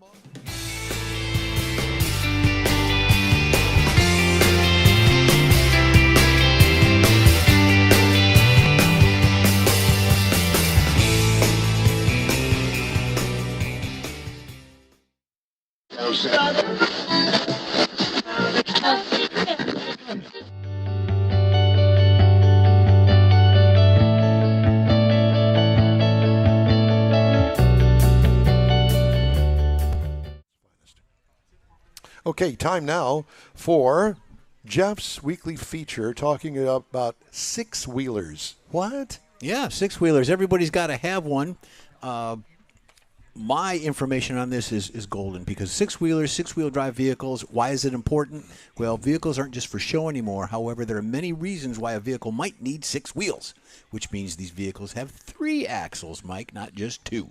So these vehicles are usually trucks, Jeeps, all-terrain vehicles. Six-wheel vehicles aren't just for show, like we said. So here we go. For example, drivers who need to transport heavy goods or transverse rough, slippery terrain, 6 wheels will benefit that vehicle. Advantages. Using 6 wheels comes with many pros, including weight distribution, improved traction, and increased stability. Better weight distribution. These 6-wheel vehicles are highly effective, transporting heavy, unwielding cargo standard 2-wheel axles can't do. Because more is better, the weight distribution is more evenly spaced out, reducing the strain on the wheels. Improved traction. Thanks to added weight, the increased number of wheels, you won't have to worry about your vehicle slipping and sliding on the rain-slick road. This is because the extra weight and wheels produce more traction. Because of the enhanced traction, 6-wheel vehicles perform exceptionally well driving in mud, sand, snow, and that off-road area. So, disadvantages? Here we go. There are many reasons why a driver would prefer 6 wheels, one with 4 wheels. 6-wheel vehicles are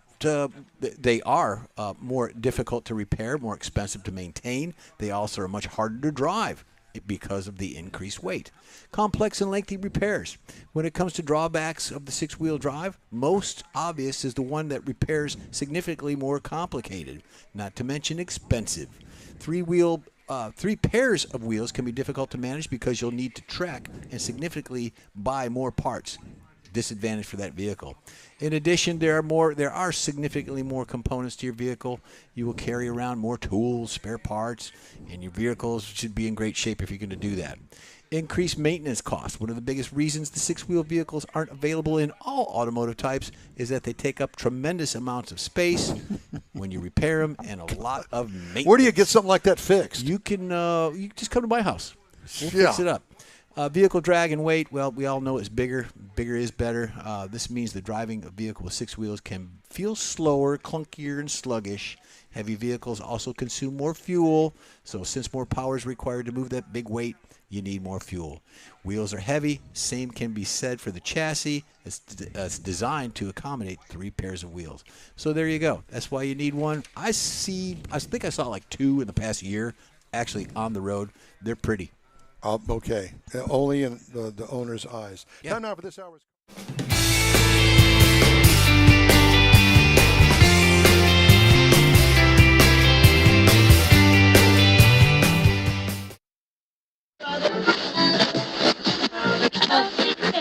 Next dining experience is defined by Lupi Tortilla, your destination for Texas's best beef fajitas and frozen margaritas.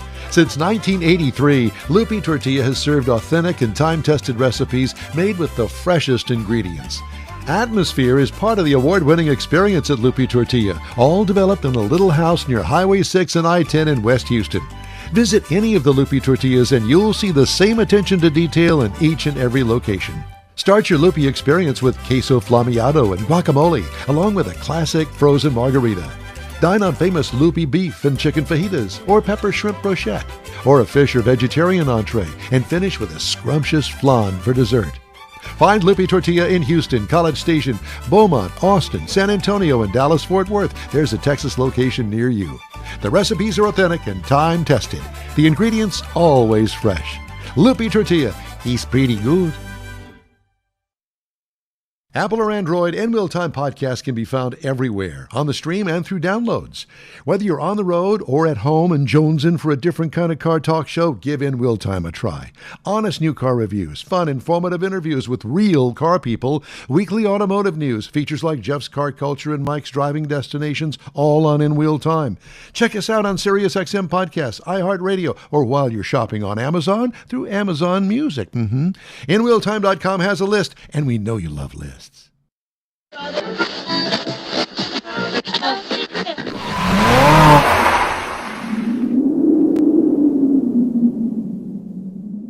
Okay, time now for this hour's car review. I had the opportunity to drive the 2025 Chevrolet Blazer EV. Final assembly location, Ramos Arizpe, Mexico. Oh, come on. That's what it is. It comes in 3 trim levels, LT, RS, and SS. I had the SS all-wheel drive. This is a small, what is considered a small SUV. The wheelbase on it is like a limousine. It seats 5. This year, the new SS trim debuts. The vehicle itself was all new in 2024. Long wheelbase makes a visual that is definitely noteworthy. And you stand out away from it and you look at it from the side and thinking, my God, the wheelbase goes on forever. To me, this is one of the sharpest looking designs in the EV class overall. Sculpted sides, complex modern grille without a blank grille panel in it. I can't stand that. Yeah, Why do they do that on like those a electric vehicles? It's kind of like, oh, well, we don't know what to do with it, so we'll just put a blank panel in it. Because there's no radiator. Yeah, okay. Fastback, sloping roof line with integrated sunshade over the rear glass. What I liked about it, the big wheel well filling the wheel wells with tires, and it looks good. What could use improvement? Nothing. High marks for exterior design. On the inside, interior highlights include 17-inch huge infotainment screen that melds behind the instrument cluster screen. Works well. It looks good. Operating system is excellent and is easy to understand and operate. Comfortable seating with nice materials throughout.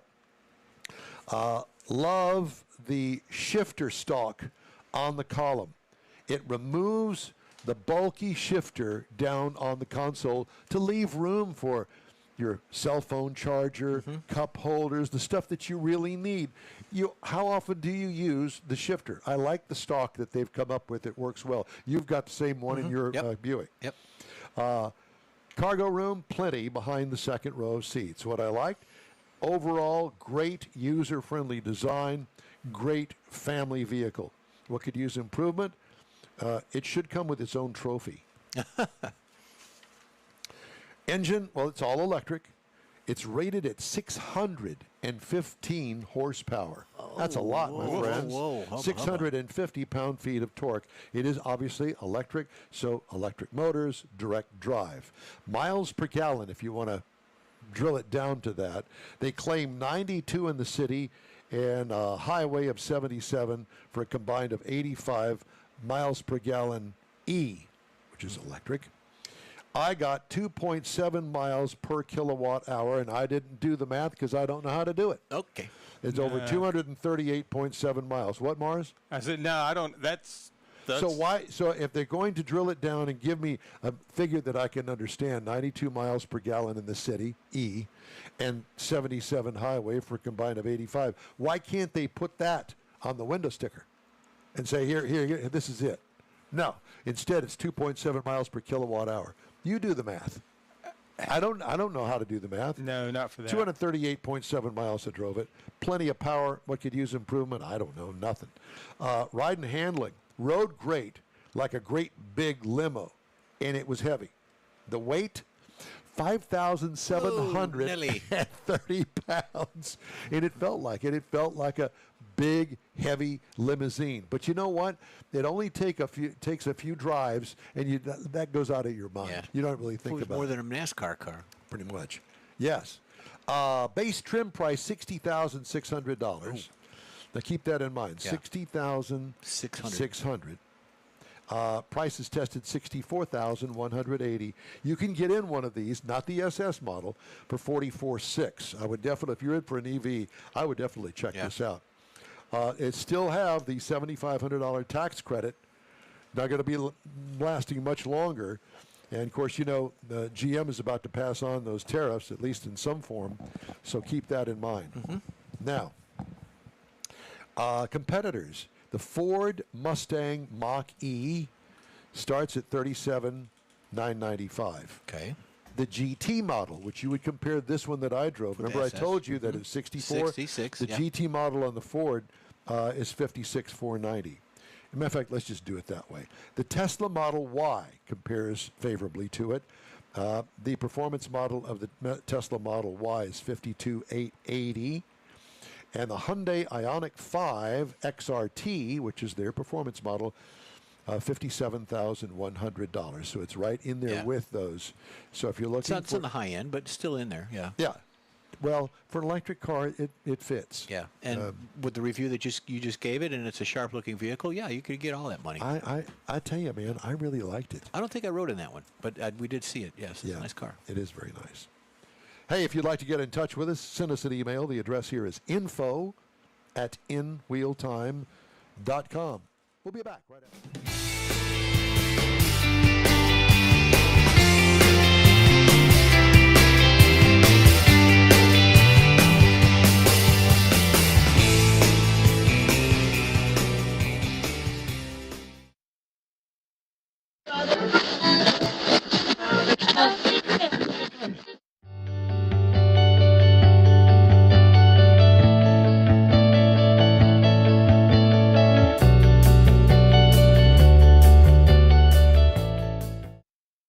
Okay, inside Jeff's mind. We got to load it. Close that door. The infamous Cadillac Ranch, and I understand that you actually have been to the Cadillac I Ranch. have been there. Mars, have you ever been there? Yes, sir.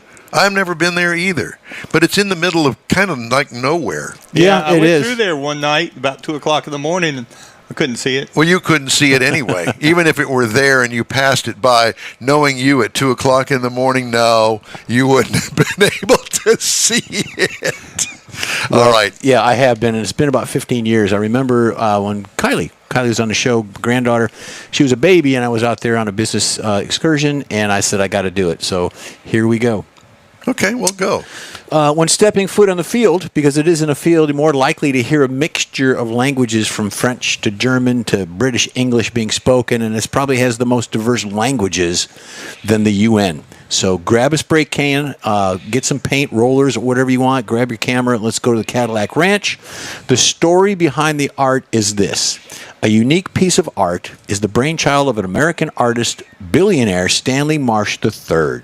He was determined to create a baffling piece of public art that would shake the locals up. So he enlisted the help of his San Francisco friends, artists, and hippies, Chip Lord, Hudson Marquez, and Doug Michaels.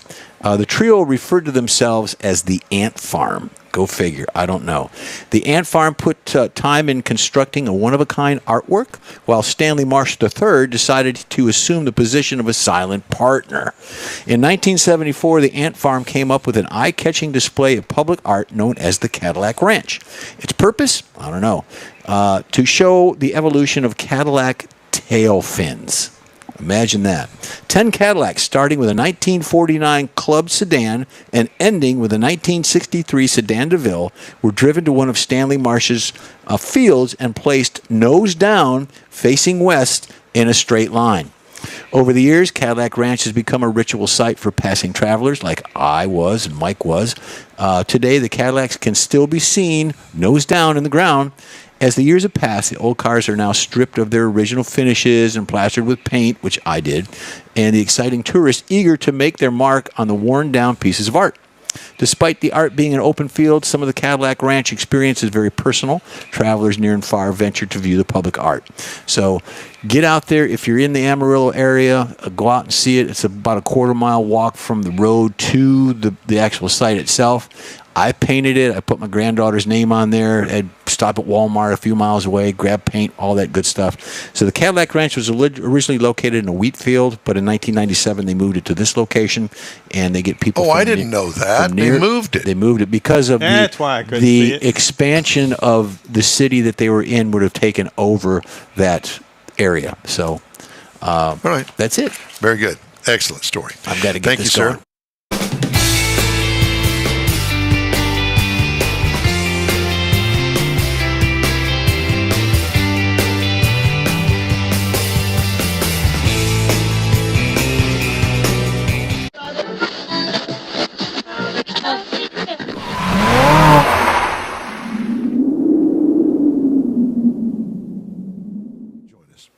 Okay, Mr. Morris.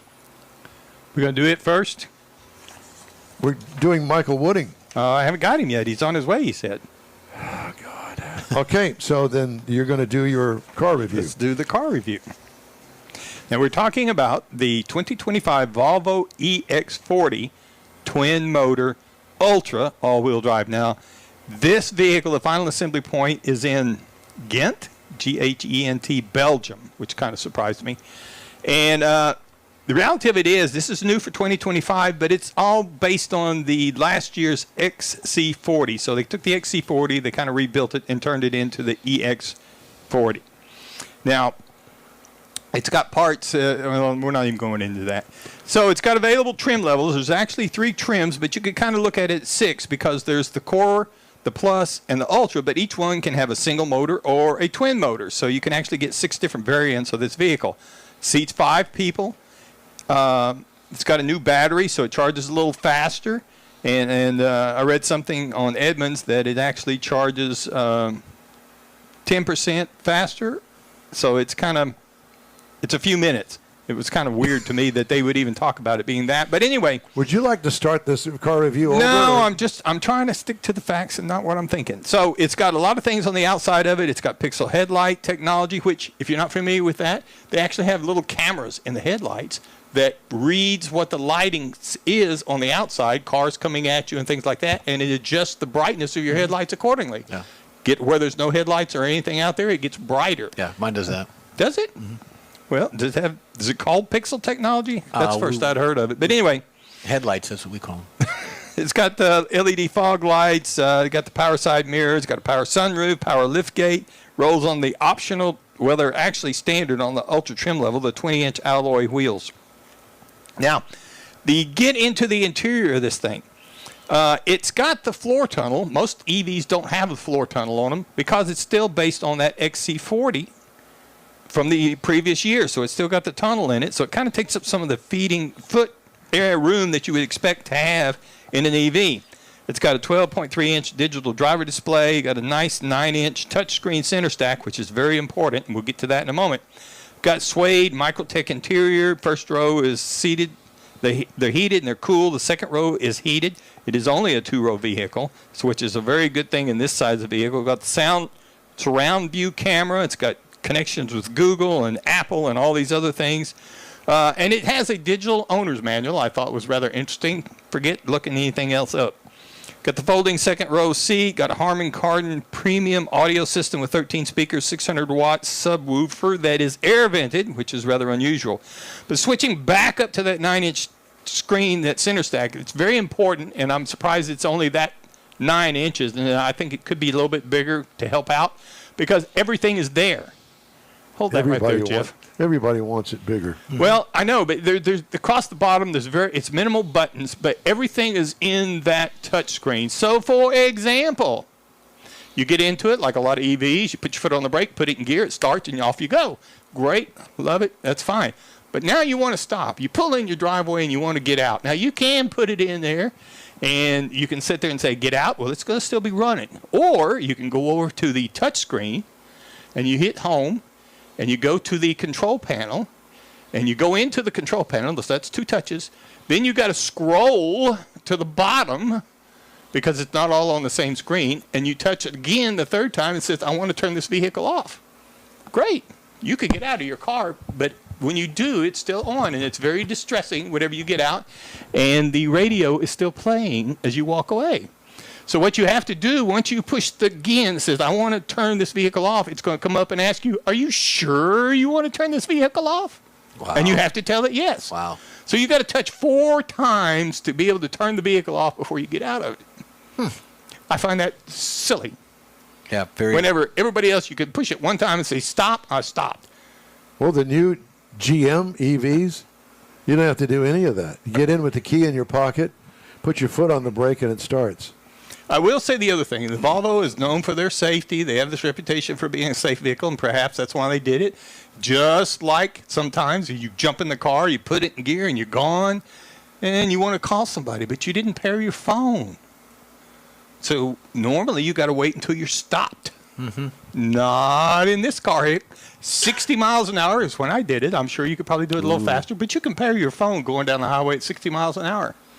Not that it's distracting or anything while you're driving, but you can do that in this Volvo. So you can do all these good things to kind of make your life a little bit better. So again, twin electric motors on this vehicle that we had, 402 horsepower equivalent. Transmission is a direct drive. Basically, it's 1 speed. Will be rated for towing 2,000 pounds. Gross weight on this vehicle is 5,840 pounds, amazingly. Wow. Now, the MPG, it says it's rated for 103 in the city, 85 on the highway, combined 94. I still haven't figured out how to convert all that stuff, so I did it a different way. I drove this vehicle 270 miles. I had to charge it twice. Total cost was $33.59 to go 270 miles. Now, I took that same $33.59 and figured gasoline at $2.60 in my truck that gets 18 miles to the gallon, if not better.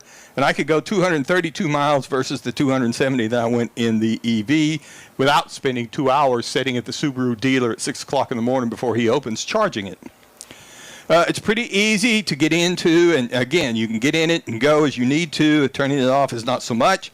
It rides and drives. It's heavy enough that it's absolutely going to ride and drive better.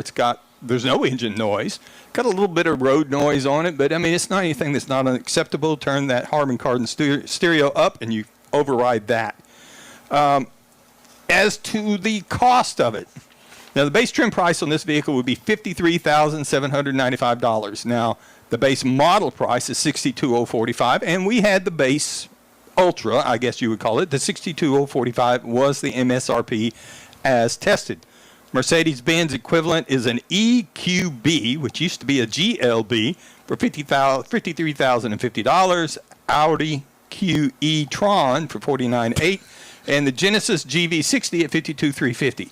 So it's in the same price as all these other guys, but again, you need to kind of be prepared to deal with the controls and the infotainment system that I think is a little too much needy. Too much involvement. Yeah. Yes, it does. Absolutely too much involvement. But otherwise, if you're looking for something like that, you might look at it. Otherwise, it's a nice looking car. Well, I've got it.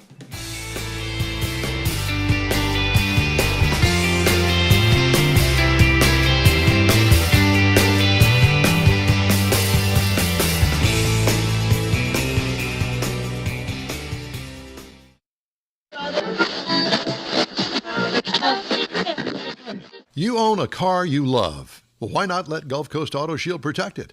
Houstonian John Gray invites you to his state-of-the-art facility to introduce you to his specialist team of auto enthusiasts. We promise you'll be impressed. Whether you're looking to massage your original paint to a like-new appearance, apply a ceramic coating, install a paint protection film, nano-ceramic window tint, or new windshield protection called ExoShield, Gulf Coast Auto Shield is where Houston's car people go. Curbed your wheels? Instead of buying new, why not have them repaired? How about a professionally installed radar detector? Gulf Coast Auto Shield does that too. Get a peek inside the shop and look at the services offered by getting online and heading to gcautoshield.com. Better yet, stop by their facility at 11275 South Sam Houston Tollway, just south of the Southwest Freeway, and get a personal tour. Gulf Coast Auto Shield is your place to go for all things exterior. Call them today, 832-930-5655 or gcautoshield.com. The award-winning In Wheel Time Car Talk Show now reaches 5.3 million folks each year. Check us out on InWheelTime.com, YouTube, Facebook, and podcasts available from your favorite go-to source, including our live broadcast every Saturday, 10 to noon Central Time. The In Wheel Time Car Talk Show has informative automotive guest interviews, new car reviews, along with popular features including driving destinations, Jeff's car culture, latest car news, cruise-ins, and racing dates. It's all on InWheelTime.com. Join us.